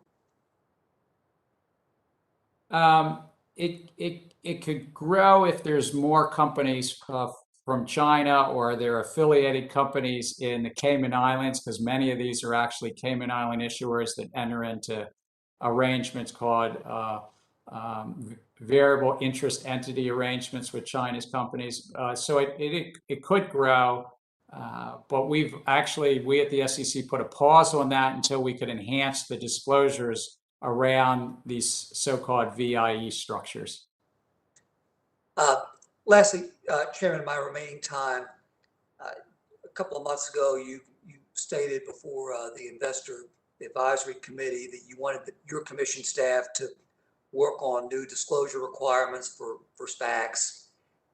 have you gotten those recommendations yet? And if not, when do you expect to receive those recommendations? I've gotten them in terms of preliminary recommendations, but not a full rule that I can put in front of my fellow commissioners. But I think that we can try to address some of the disclosure issues around the SPACs that the retail public really, these are very costly vehicles for companies to raise money and for the retail investing public. And I think we can bring greater transparency and address some of the conflicts. But I could follow up as to which month I think I will be in front of our commission. Thank you very much. The gentleman from New York, Mr. Torres, is now recognized for 5 minutes. Mr. Torres?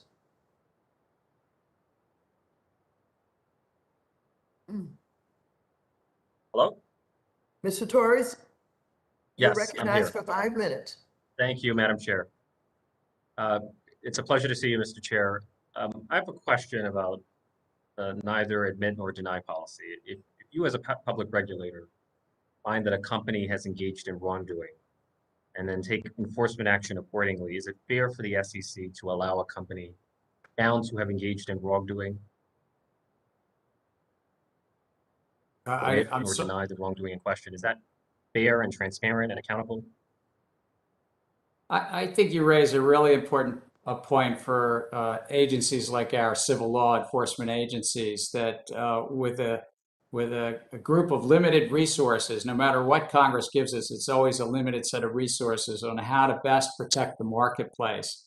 And that's why I think it's so important and a remarkable enforcement division, I've said this, that we hold not only companies accountable, but individuals accountable, that we have a full rendition of the facts so that the public understands why we might enter into a settlement.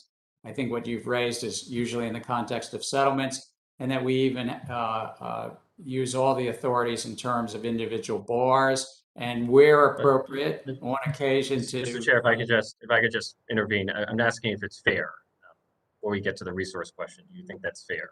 Do you think it's fair to have a policy of settling cases without requiring admissions of wrongdoing? Because I believe, and I suspect the majority of Americans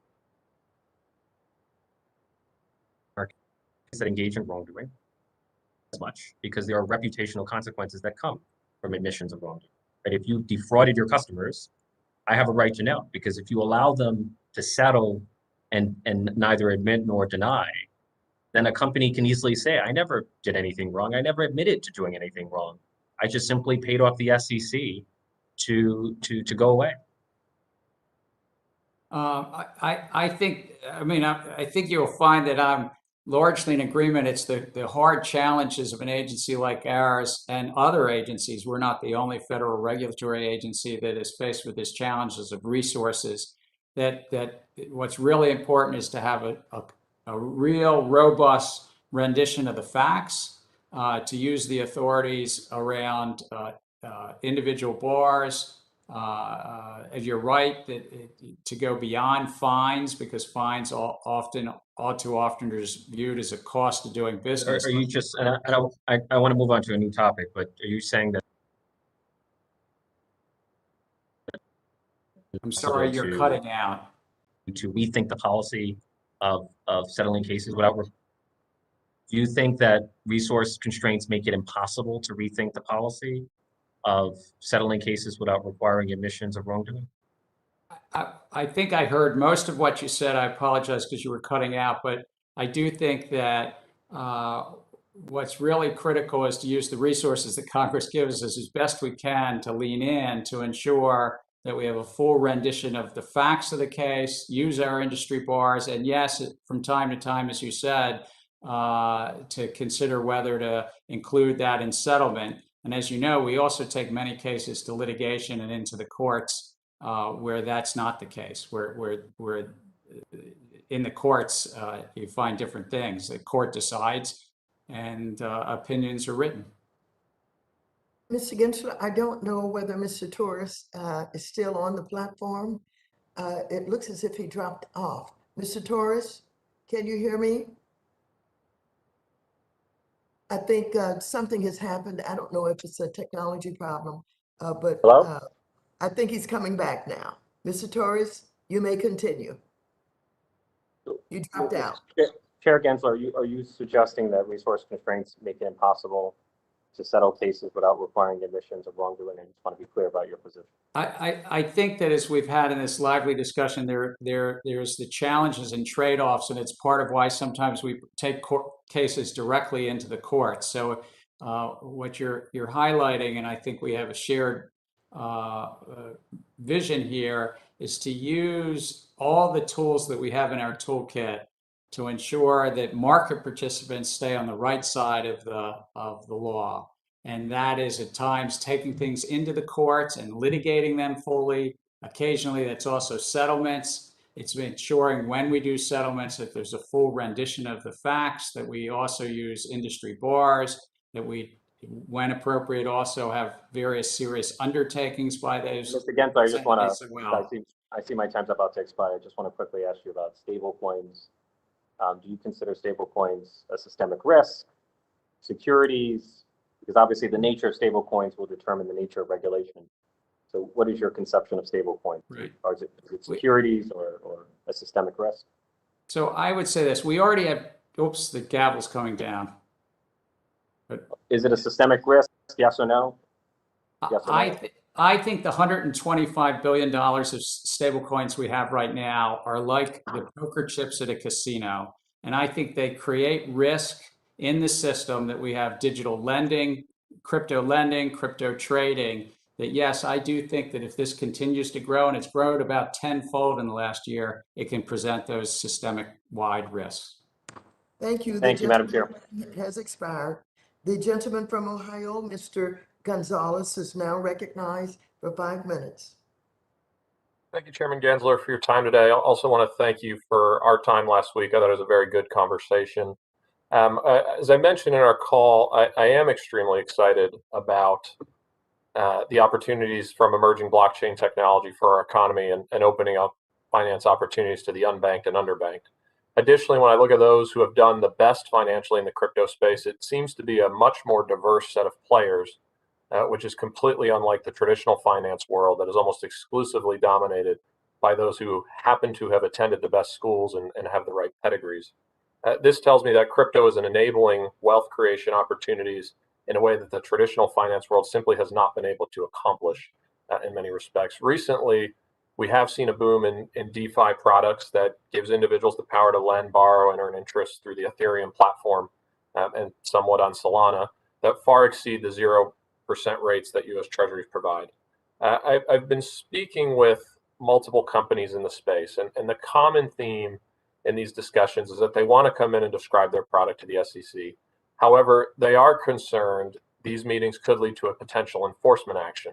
They also see some of the comments similar to the ones you just made about many of these products, in particular stable coins, being the poker chip at a casino, as unnecessarily demeaning and suggesting there is a presumption of guilt on the part of the SEC. And so this sort of friendly open door conversation is not something that they believe they're experiencing. So I guess my first question, well, first I want to start on stable coins. It seems to me that when you're thinking about stable coins and whether they're a risk or not, a lot of that falls back on the quality of the reserves, and what ultimately backs up the stable coin should be determinative of whether it's a true stable coin or it's a junk coin. If you could, well, one, would you disagree with that characterization? And if so, please explain why, if we agreed on what constitutes a high quality set of reserves, why that would in effect somehow necessitate calling them a poker chip at a casino. Let me just comment on that last point. We have regulation in many states of the land. Nevada started, New Jersey, but my home state of Maryland had to take this up some 2 decades ago, regulating casinos. And it ensured for certain safety and protection for the public. So I think that we found our way through that set of public policy issues, and we can find our way through this as well. If I could really quickly on the casino route. Real quickly, Chairman. So there is a key difference between a casino and a DeFi product. In a casino, you are guaranteed to lose 100% of the time. If you play long enough, you will lose. The odds are against you unless you're cheating. That is not true in crypto. It's not true on blockchain technology. But I'll let you proceed. So in terms of a number of these platforms, you've attempted me in here. A number of these platforms are saying, come hither and we will give you a return on your crypto if you leave it with us, and we'll give you staking returns or lending returns. And often they are, as you said, above what you can get in a money market fund or you can get with investment advisors. So within a transparent way, how are people sort of advertising 4% returns, 7% returns, sometimes up to 21% returns on these crypto platforms? So I think that's what we're trying to do, is to ensure that the public's not defrauded and what stands behind those claims. In terms of stable coins, I do concur with you that there are different types of coins. Wrapping something computer graphically around fiat money could be different. It could be directly around deposits at a bank, or on the other end of the spectrum, it could look a lot like a money market fund, because it could be like our money market funds around treasuries, commercial paper, certificates of deposit, and so forth. So it really depends on what the underlying assets are. But I do think, as you just said, that there's a way to ensure the reserves are tightly and appropriately tied to the banking system, but that might raise other issues, because we already have digital money in this country. We have for decades had digital money. It's called digital bank deposits. And so now the question is, what is stable coins giving you more if they're not just giving you a way to avert tax collection, tax compliance, and anti-money laundering? And I do think a lot of these stable coins are, excuse me for saying it, they grew up over the last 8 years inside of trading platforms around the globe to avert anti-money laundering laws and tax compliance. I see my time is up. With that, I go. Thank you. The gentlewoman from Pennsylvania, Ms. Dean, is now recognized for 5 minutes. I thank you, Madam Chair. And Chair Gensler, it is a pleasure to have you here before us. Thanks for providing testimony to the committee and to discuss the priorities, the mission, and the needs of SEC. So to take a bridge from that conversation around resources and your budget request, I wanted to give you an opportunity to talk about your budget request. SEC is requesting a little more than $2 billion in appropriations for fiscal year 2023, a little more than 8% increase compared to 2022. In fact, the final statement in your written testimony says, as more Americans are accessing the capital markets, we need to be sure that the Commission has the resources to protect them. I agree with you completely. How we budget reveals our priorities. With the amount of funds in your budget request, will that offset the staffing level decreases that SEC has suffered since 2016, which I believe your agency has reported at about 4% decrease? And what key areas of staffing are needed with this budget request? And I guess one final piece of that, I believe it is a deficit neutral budgeting statement in terms of SEC budgeting. If you could address that. Yeah, thank you for that. Yes, to go in reverse order. We are, because under congressional authorities, the SEC sets an annual fee on various securities transactions. And so from the point of view of the US taxpayer, it's paid for, in essence, by the market itself and the market transactions. In terms of levels of staffing, we did work with the Office of Management and Budget and on that 2023 request, but it doesn't quite get us. We had shrunk several hundred people, or 200 plus people since 2016, and this gets us just below where we were in 2016. I would have preferred to have been asked to take on an agency that had grown 4 or 5% and not shrunk 4 or 5%. And this doesn't quite get us above the where we were 5 years ago. And this is a market that's continuing to grow. The last thing I'd say is technology. We spend, give or take, $350 million a year on technology at the SEC, which is probably what some of the big banks spend in a couple of weeks. I mean, if you just take the numbers, and that's one systemically important bank or something like that. Certainly, most of them spend more than that in a month. And so it's just the nature of congressional appropriations. We are where we are. We've asked for a bit more, but it doesn't quite get us to where we'd like to be. Can you speak to the focus at SEC as you, I hope, staff up, a focus on diversity across the board at all levels of SEC?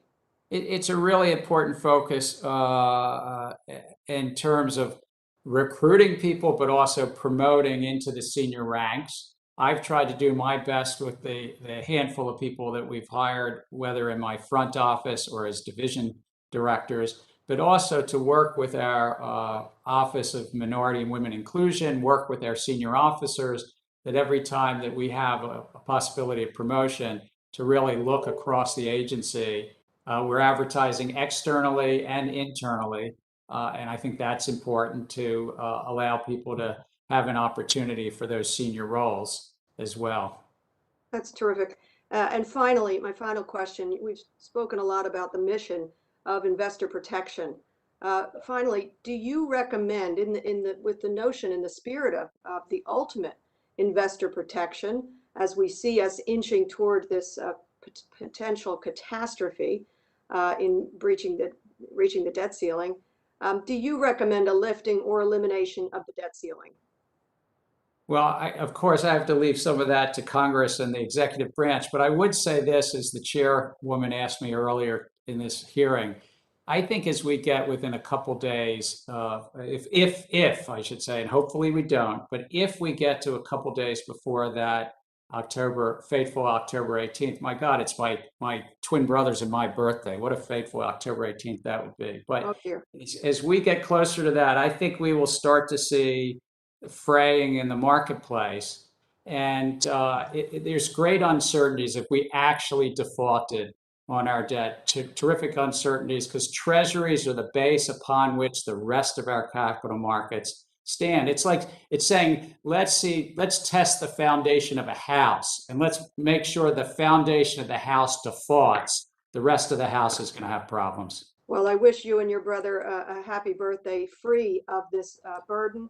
And it's irresponsible that any member of Congress would want to walk us toward that brink. And I yield back. Thank you very much. The gentlewoman's time has expired. The gentleman from Tennessee, Mr. Rose, is now recognized for 5 minutes. Thank you, Madam Chair and Ranking Member McHenry, and thank you, Chair Gensler, for your testimony and participation in today's hearing. I want to welcome you again to the committee and want to once again remind you that historically, the SEC has administered the federal securities laws in a bipartisan fashion, and it is my hope that you continue that tradition, as I believe our securities laws are not where we should be holding debates about climate change or things like racial inequality. Obviously, as we reviewed market events in January, we restarted the conversation regarding payment for order flow. Now, I'm not necessarily in favor of banning payment for order flow like the legislation my Democratic colleagues have proposed, and you have said is, quote, on the table, unquote, especially without the proper due diligence of studying its benefits and costs. I know we have talked about payment for order flow a lot in this hearing, but I feel like we haven't gotten a lot of answers.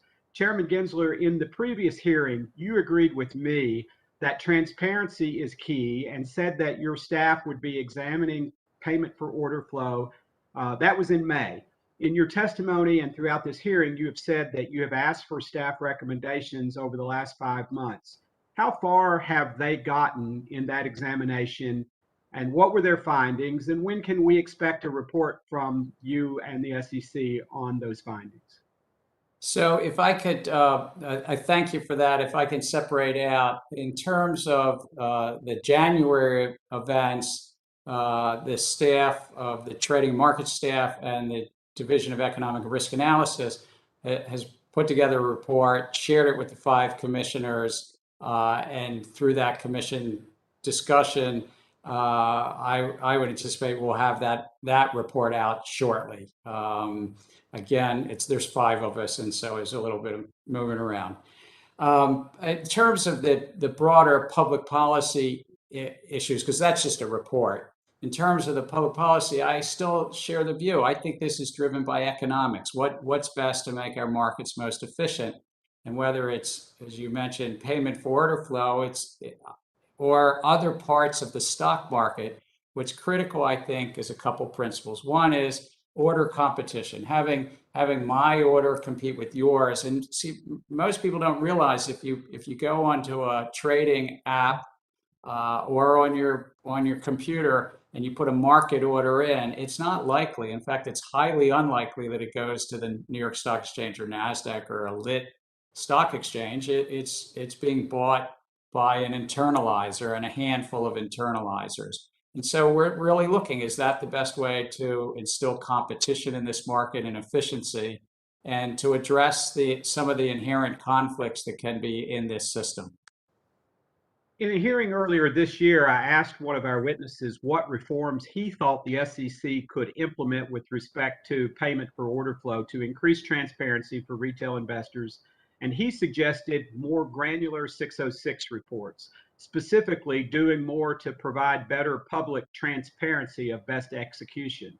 Is your staff looking into additional changes to these reports? And if so, what changes? Well, so I'll use terms that I used earlier. That's on the table as well, sir. But I think that the question is whether disclosure alone, by enhancing the disclosure around payment for order flow, really will address it. The United Kingdom, Canada, Australia, all have banned payment for order flow. I know we have different markets, different systems. We even have letters that we've gotten over the years, dating back over the last 20 years, articulating why it's not good for our system. So I've really asked staff to consider that, but also to consider it only in the context of the entire market structure in terms of the exchanges and what they're paying when what's called rebates. How do we look at what's called the national best bid offer? Because that's often what's used to measure price improvement. So is it the right measuring stick or measuring rod to look at? See, my time is short. In a challenging global economy, the strength of our capital markets is vital to long-term economic growth. Yet regulatory burdens and increasing amounts of red tape prevent small business from thriving and stifles American innovation. The advances we have seen over the past decade in technology have improved the way Americans and our businesses perform financial activities. Due to these investments, we are seeing more investors who have historically been left out active in the markets. We should not stand in their way. With that, Madam Chair, I yield back. Thank you, Chairman Gensler. Thank you very much. The gentlewoman from New York, Ms. Ocasio-Cortez, is now recognized for 5 minutes. Thank you, Madam Chair, for hosting this hearing, and thank you, Chair Gensler, for joining us today.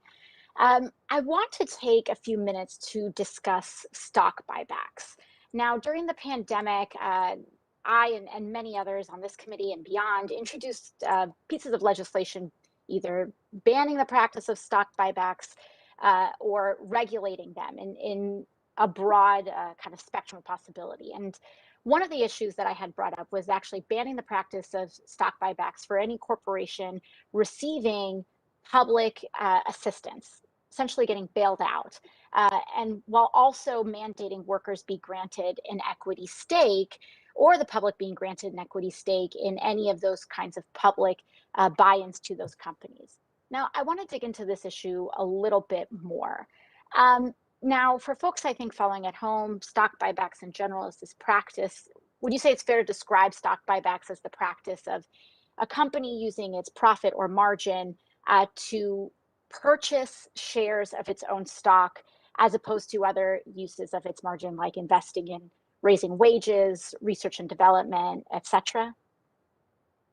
If I could just broaden it out, I think the companies that use dividends and stock buybacks both have made some decision to send money out of the company to their shareholders or buy back their shares rather than investing. I think it's usually a two-step process. One decision is whether to invest, as you say, more in the factories, the innovation and so forth, or send it out to shareholders, and then usually a second decision whether to do it through dividends or share buybacks. Thank you so much, Chair Gensler. And what we saw during the pandemic was that some of these same corporations that spent about $6.3 trillion on stock buybacks between 2010 and 2019 also denied their workers hazard pay, personal protective equipment, claiming that it was too expensive. Now, on top of that, production of medical equipment that was necessary during the pandemic was also delayed due to many years of underinvestment, in part in research and development from these companies that were using some of their funds to purchase their own stock instead. Would you agree that stock buybacks make no real contribution to the productive capabilities of a firm? Well, again, I mean, both dividends and stock buybacks are a way that management and boards send money out of the company to shareholders. And so there is, as you say, some trade-offs between that and what they're investing. Our role at the SEC is to make sure that we bring transparency to these considerations. Of course, those of you in Congress, might debate whether to change those rules, but we try to bring transparency and ensure that there's not fraud or buybacks in circumstances where the company has insider information and the like.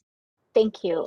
Now, President Reagan's SEC adopted Rule 10b-18, which limits stock buybacks under certain volume, broker, and timing conditions, though the amount that a large company can spend on buybacks on a daily basis under this rule is often in the hundreds of millions of dollars.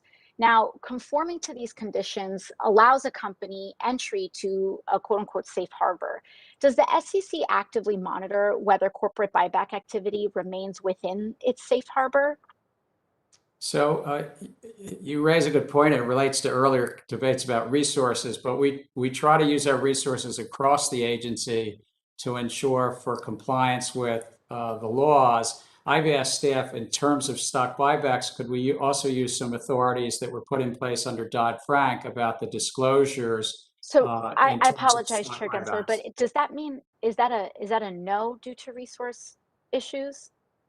That the SEC does not actively monitor? We pursue, I want to say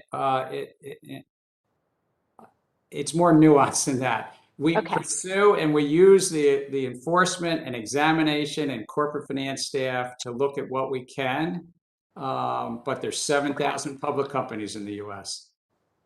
Understood. Would the SEC consider rescinding Rule 10b-18 and issuing new guidance that clearly states that corporations may be held liable for stock buybacks that constitute potential market manipulation? So I think it's clear right now that if it's market manipulation, you can be held accountable. What I've asked the staff to do is to look more broadly, because we have new authorities under Dodd-Frank to actually get more transparency in this area as well. Great. Thank you very much. Thank you. The gentleman from South Carolina, Mr. Timmons, is now recognized for 5 minutes. Thank you, Madam Chair, and thank you, Chair Gensler, for taking your time to be with our committee today. Back in May, the Securities and Exchange Commission's Small Business Capital Formation Advisory Committee made 2 specific recommendations to you, not simply to stimulate capital formation for new small businesses, but also to make it easier for women and minority-founded enterprises to raise capital for their entrepreneurial endeavors. The advisory committee noted that traditional institutional investors are known for pattern matching, or making investment decisions that replicate patterns of who a successful entrepreneur has looked like in the past. But unfortunately, this often locks out women and minorities who are often different from traditionally successful entrepreneurs. The changes recommended by the advisory committee were, number 1, increasing the cap on the aggregate amount of capital contributions and uncalled committed capital from $10 million to $150 million. And number 2, increasing the allowable number of investors or beneficial owners from 250 to 600 for qualifying venture capital funds. Following their recommendations, I introduced the Improving Capital Allocation for Newcomers Act of 2021, or the ICANN Act, which would codify these recommendations. We all know capital is the lifeblood of all businesses, but especially so for small businesses in their formative stages. So Chairman Gensler, would you support codifying these recommendations, increasing the aggregate amount of capital allowed from 10 million to 150 million, and increasing the allowable number of investors from 250 to 600 for qualified venture capital funds that your advisory committee made? So I would want to take a look at your legislation, sir, and try to work with you on it. I think that there's a balancing act in all of these as to how do we ensure that investors get the appropriate disclosure, whether it be in a venture capital fund or otherwise. And so it's important that that investors get that disclosure. But I look forward to working with you and look at your legislation more specifically. I really appreciate that, and I look forward to working with you as well. We'll get you a copy here after this hearing. I want to end my time by responding to some of the comments that Madam Chair made in her opening statement today regarding the debt limit. She said we are insisting on a debt default, the Republicans are insisting on a debt default, and that we are playing a dangerous game of chicken. Two things are obvious here. No one wants a default. And if there's a game of chicken going on, it takes two to tango. Yesterday, President Biden said Republican stance refusing to raise the debt limit for him was hypocritical, dangerous, and this really got me, disgraceful. I find that statement the height of hypocrisy since then Senator Biden voted against raising the debt ceiling 3 times during George W. Bush administration in 2003, 2004, and 2006. 3 separate times. Republicans' position on raising the debt ceiling has been clear for months now. If Democrats want to spend trillions of dollars on their reckless tax and spending spree in a partisan manner, then they should have to raise the debt ceiling in a partisan manner as well. They have completely rejected us as governing partners since President Biden was sworn in. Until now, when they want to raise the debt ceiling. This is not how that works. Congress has raised the debt ceiling through reconciliation before, it can do it again. Just last week, the Senate parliamentarian laid out the process for doing so. Republicans will not be complicit in the Democrats' sprint towards socialism in America. If we default in a few weeks, there will be no one to blame except the unified Democratic government in the White House and Congress. They control both houses of Congress and the executive branch. They will own this default if it happens, but I don't think it will. I do believe that the Democrats will come to their senses and use reconciliation to get this done. The only reason Democrats in Congress have already gone down the path of reconciliation, or have not already gone down the path of reconciliation, is because they know it will be a tough vote, since when using reconciliation, they will have to specify the exact dollar amount they want to raise the limit instead of simply suspending the debt limit for a period of time. Admittedly, that is a tough vote. No one wants to be on the record voting to raise the debt limit by several $1 trillion. And if my Democrat friends are going to pass this reckless tax and spending spree, that is exactly what they will have to do. I just hope my friends figure out exactly how much money they're going to spend on this thing soon, because I would hate for them to not raise the debt limit high enough and find themselves in the same position again in a matter of months when the bill comes due. With that, Madam Chair, I yield back. Thank you. Thank you very much. The gentleman from Illinois, Mr. Garcia, is now recognized for 5 minutes. Thank you, Madam Chair, and good afternoon, Chairman Gensler. Thank you for joining us. I represent a working class district in Chicago. Many of my neighbors lost their jobs during the COVID-19 pandemic, and many lost their businesses. But so far, we've avoided a financial crisis. That wasn't luck. That comes from the robust protections that Congress put on our banking system with Dodd-Frank and active intervention from our regulators. But we aren't safe yet. People in my neighborhood still worry about losing their homes, but the stock market and cryptocurrency markets are swinging up and down.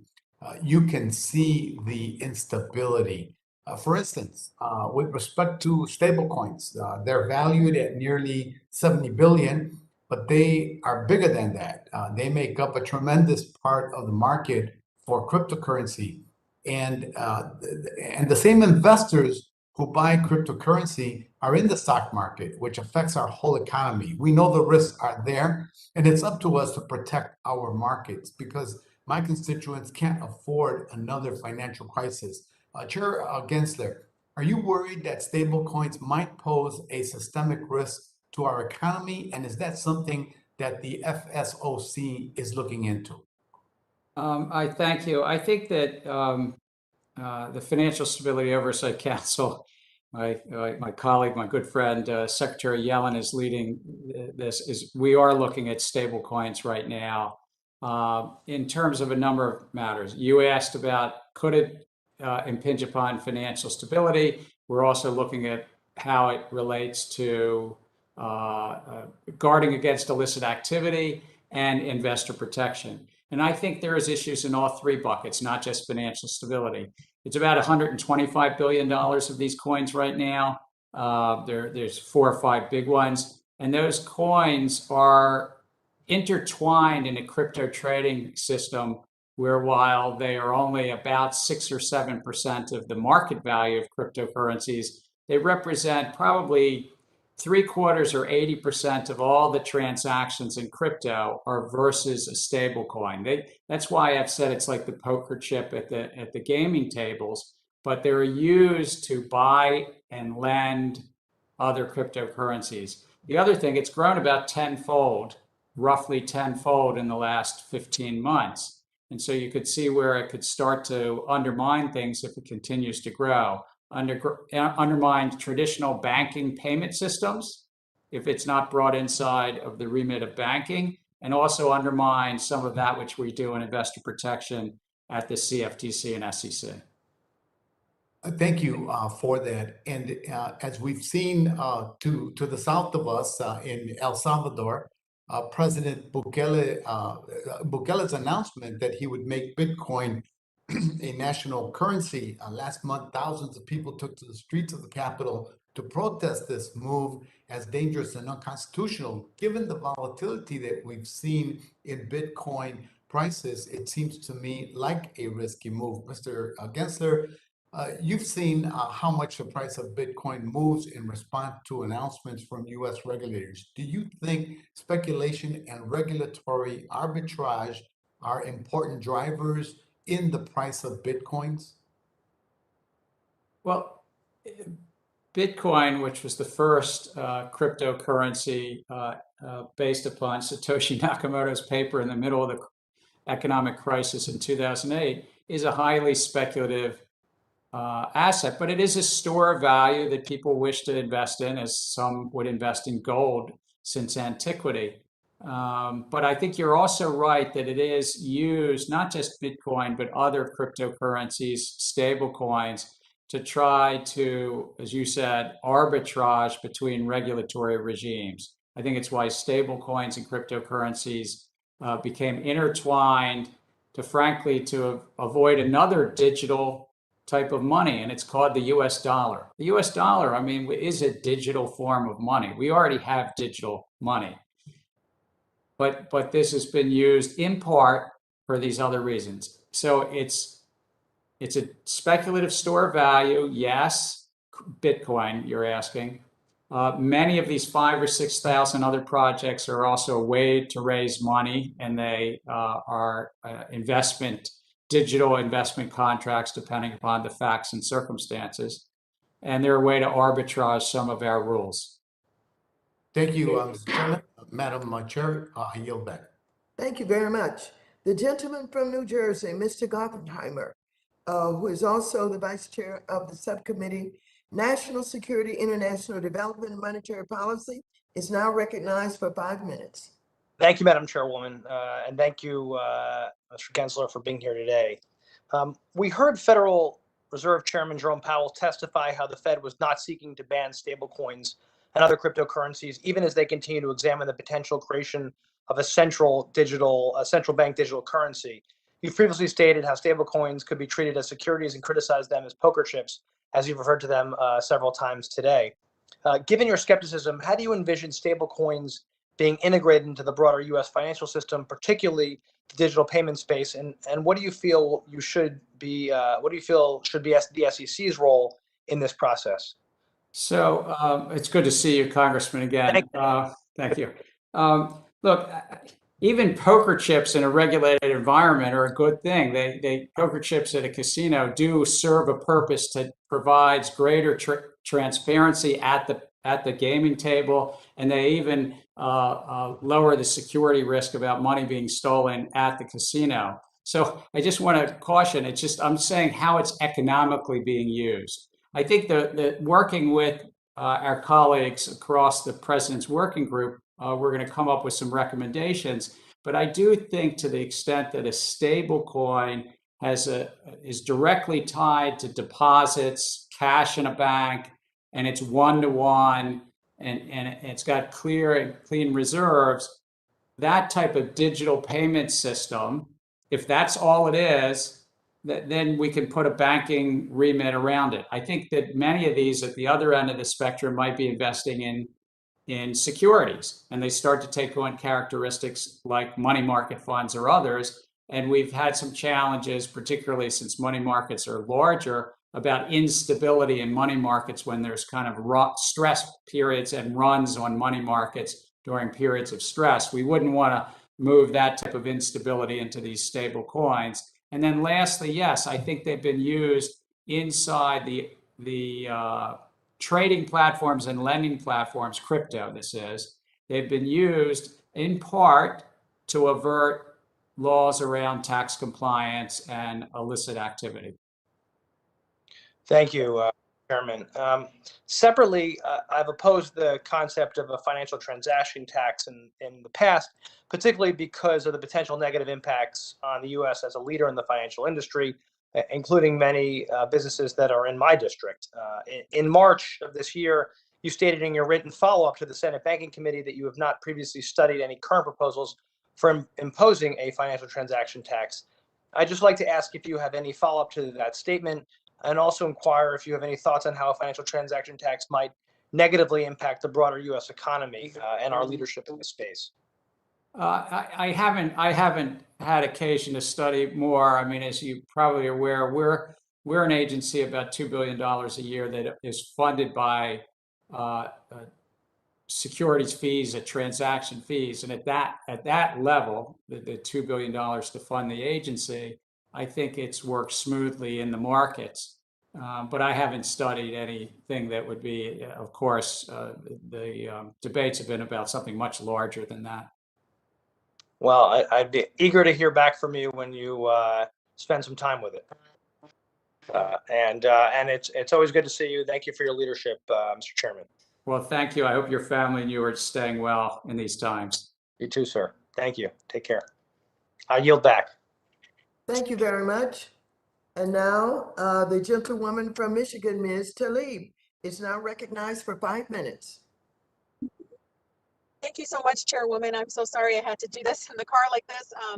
Thank you so much for holding this important hearing. As you know, I've been incredibly passionate about accountability, and especially Chairman Gensler, I'm very alarmed, as you all know, about the recent disclosures, if you haven't watched some of my comments, regarding several Federal Reserve officials who made transactions during the pandemic that I believe violated the Fed's ethics guidelines and may have violated the law.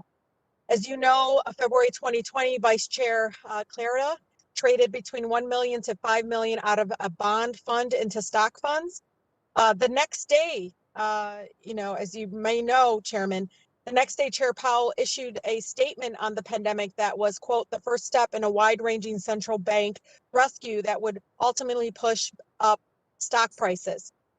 So we also learned that Robert Kaplan, the president of Dallas Fed, Eric Rosengren, president of Boston Fed, made major transactions involving securities and markets supported by the Fed during COVID.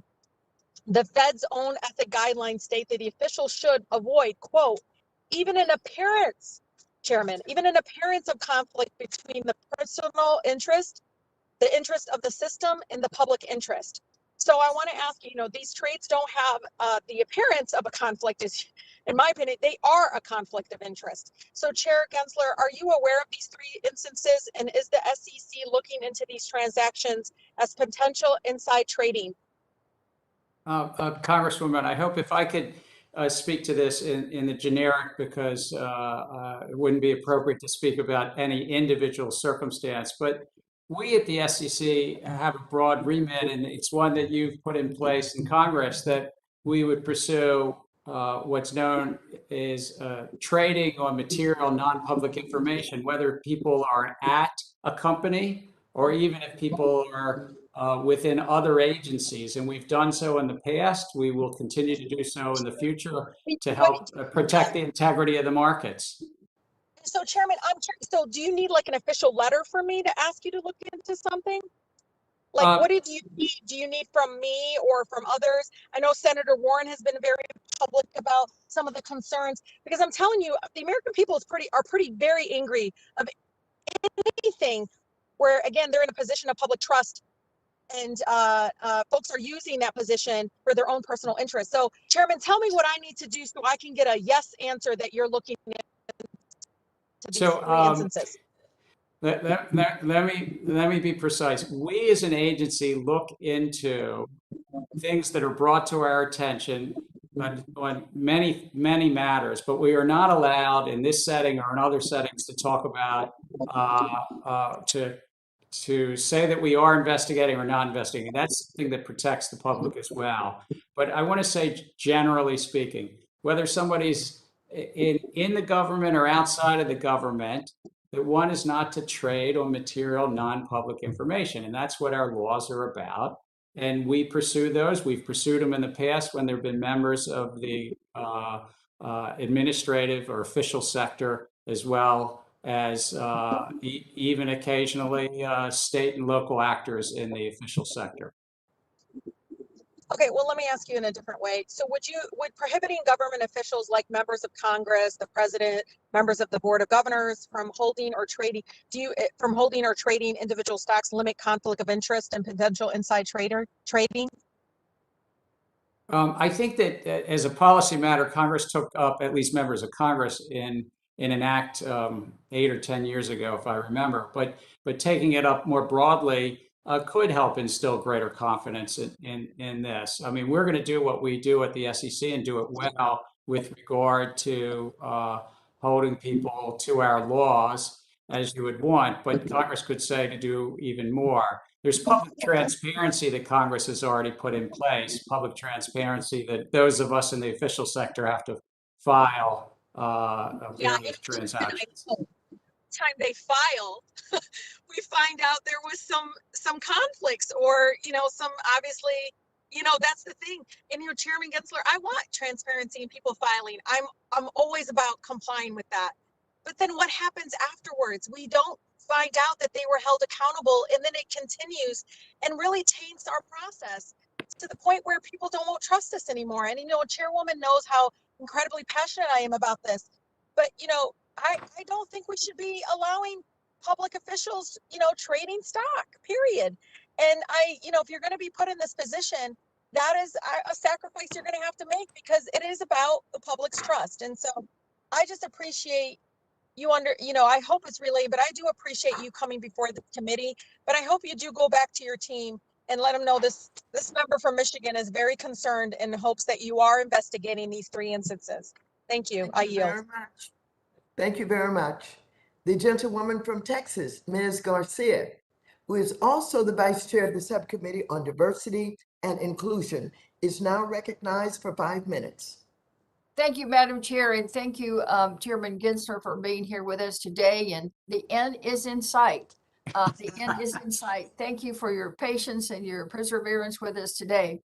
I appreciate the great work you've done so far in leading the SEC back in the direction of strong investor protection. The issues presented by crypto assets and stablecoins are far-ranging, and while these discussions are evolving continually, and much discussion today, of course, I wanted to get some insight on how you and your colleagues at the SEC are framing the discussion. As of yesterday, the block reported that the total stablecoin market is estimated to be worth $127 billion. I think you mentioned that. Compare this with between 2017 and 2019, when the stablecoin market grew from 10 million to 5 billion. So it has skyrocketed, as you noted, in the last couple of years. Despite the intricacies of stablecoins and the proposed merits, it's absolutely imperative that we recognize the systemic significance of this to the market. Chairman Gensler, in your August 5th letter to Senator Elizabeth Warren, you stated, quote, "In my view, the legislative priority should be center on crypto trading, lending, and DeFi platforms, regulators would benefit from additional plenary authority to write rules for and attach guardrails to crypto trading and lending. Could you discuss a couple of examples of legislative measures you have in mind for protecting the financial sovereignty of our market, specifically as it pertains to stablecoins? As it pertains to stablecoins, I think that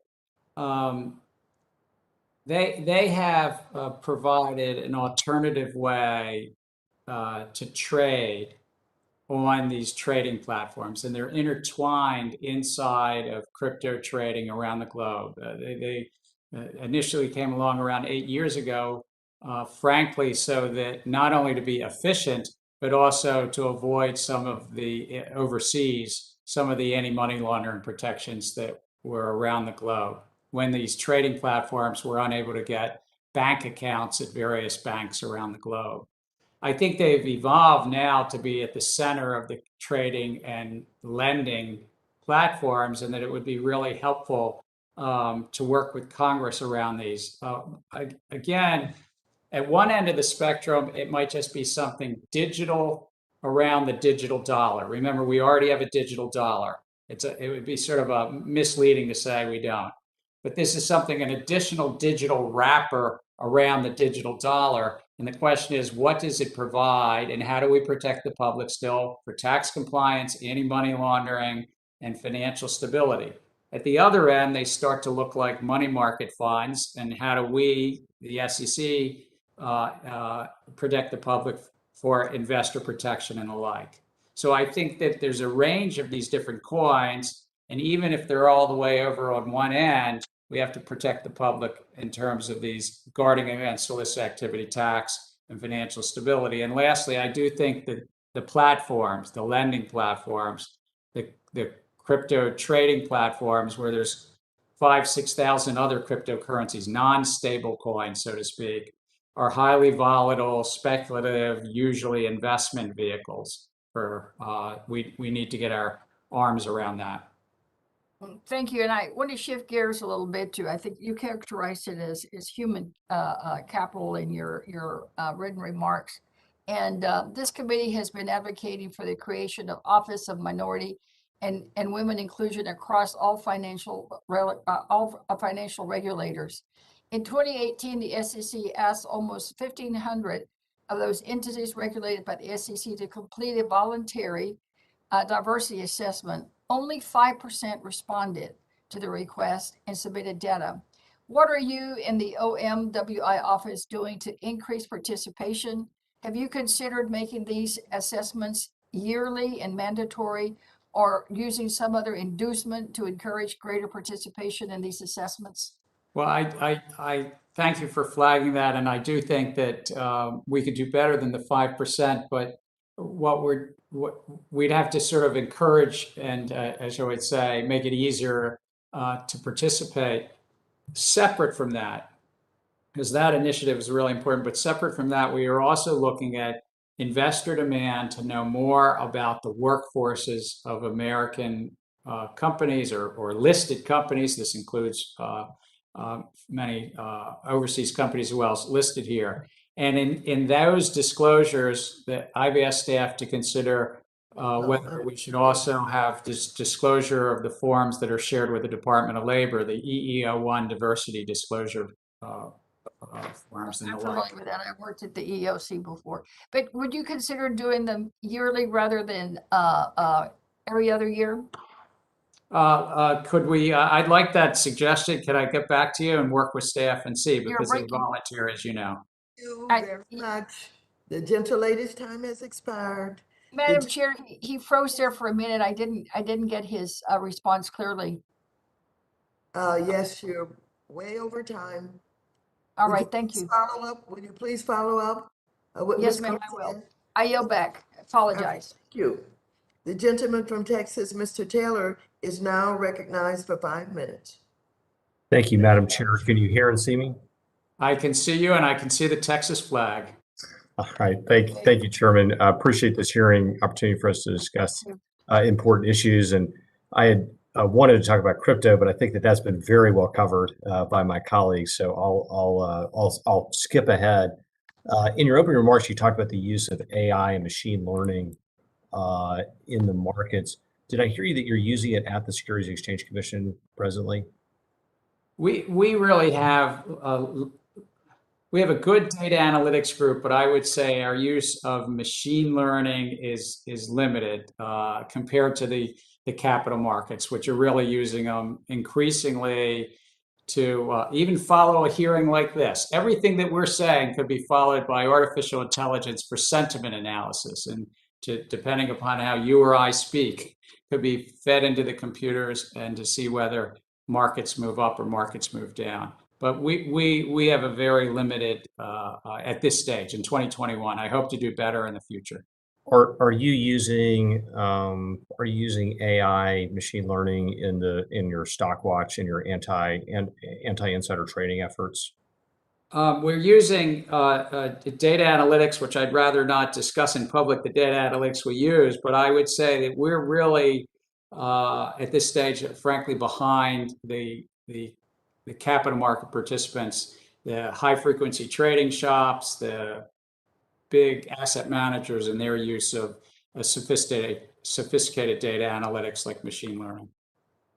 No, and I mean, and the reason I asked this is that, I was actually in New York yesterday. I mean, fortunately, back in Texas today, but, meeting with Bloomberg, and, they have a, incredible data analytics operation in the valuation of bonds, and they're doing that as a market service, right? So they sell their service in terms of valuing bonds.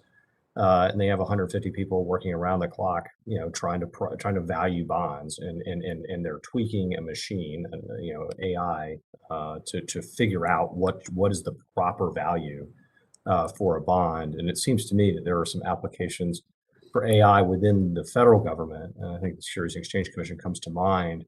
Have you given thought to where you think that you could expand the efficiency of your operation at the Securities and Exchange Commission, whether it's at Stockwatch? That's what comes to my mind is the anti-insider trading operation, where you're trying to track, a tremendous, I think that there's multiple places, and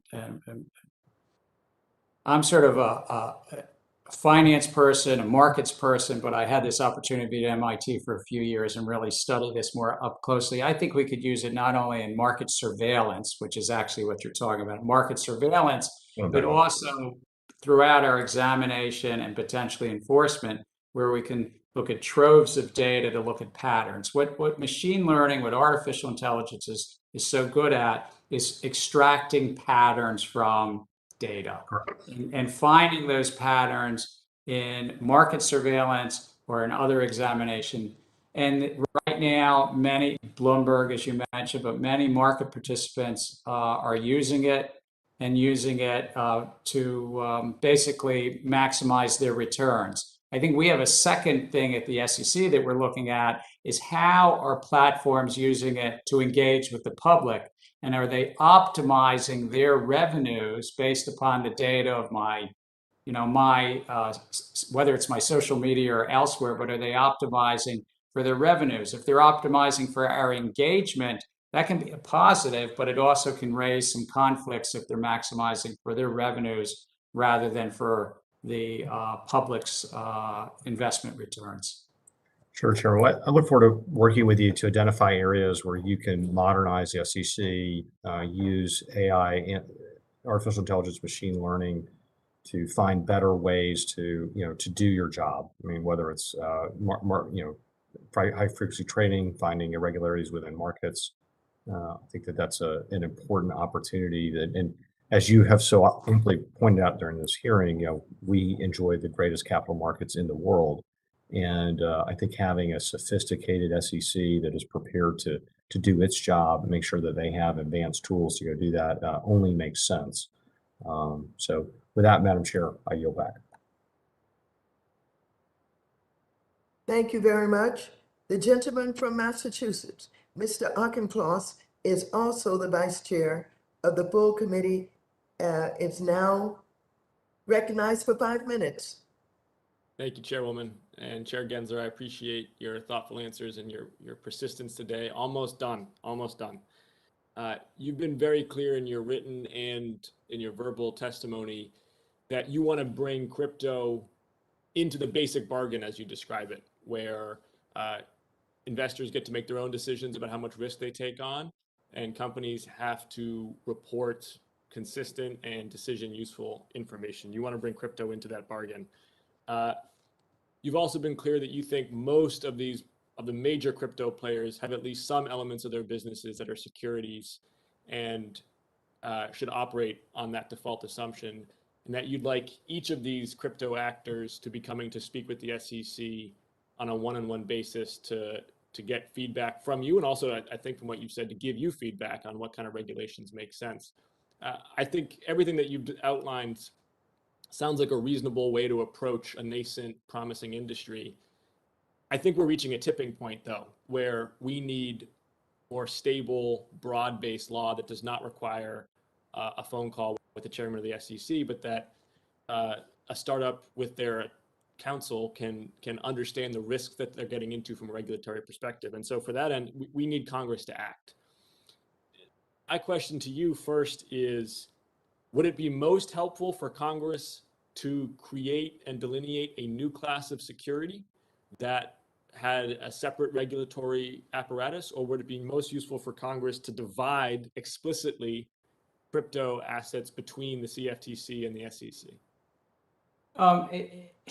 I think actually the laws are pretty clear that with regard to these, and that those entrepreneurs and their lawyers could look, and they don't even have to squint. They can look.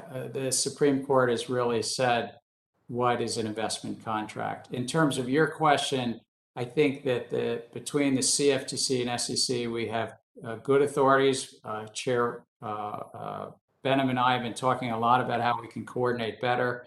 I don't think there's a need to, set something new up, but I do think that if something is a security, people have raised, well, but can we follow everything that was written for traditional bonds and stocks? And so we want to hear that. We want to think about that. And Congress would probably want to think about that as well. I would say a cautionary note, if Congress were to carve something out of the securities law, could also undermine 90 years of economic success and undermine the 7,000 plus issuers now who would say, well, wait a minute, there's regulatory arbitrage. Somebody else is raising money in the capital markets, operating like a security, but they have a different regime. So I hear that, but then I guess I would come back to you, because I've been listening this whole hearing, and I haven't really heard an ask from you about what Congress can do to make your job easier as it comes to regulating crypto. I think you and I are in agreement that we need to be regulating crypto.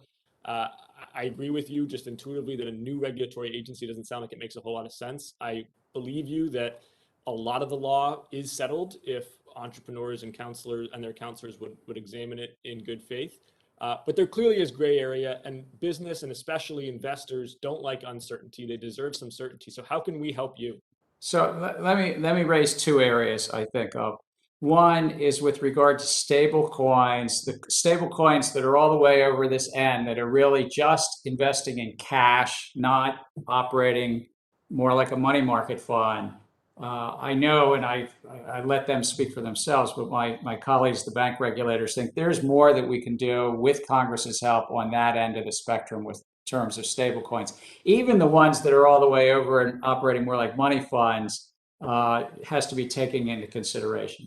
I think in terms of working with the CFTC and the SEC, we have robust authorities over exchanges, over somebody that's trading securities on their platforms.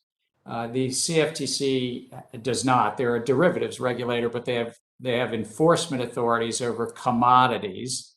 And so what happens when we have a platform that has a few commodities, but mostly securities on it, and the coordination between the two of us and that oversight, and also authorities in that regard. So, I mean, there's many, I would say, secondary and third level issues as well. I appreciate that. And just a final point before I run out of time. We've heard some colleagues on the Republican side of the aisle talk about ESG investing, and they're worried that it's getting politicized. I think one of them mentioned a debate about climate change. I would just say for the record, I mean, there's a debate about climate change to the extent that there's a debate about evolution by natural selection. You can debate it, but the science is clear. And I think what your agency is doing by making ESG more transparent and market actionable is important and should be continued. Chairwoman, I'd like to yield back my time, and I would like to request unanimous consent to include into the hearing record a letter from the Investment Advisors Association and the National Association of Personal Financial Planners. Without objection, such is the order. Thank you very much. Are there any members on the platform who were not recognized because of their absence early on and they've returned now? If not, I'd like to thank our distinguished witness for his testimony today.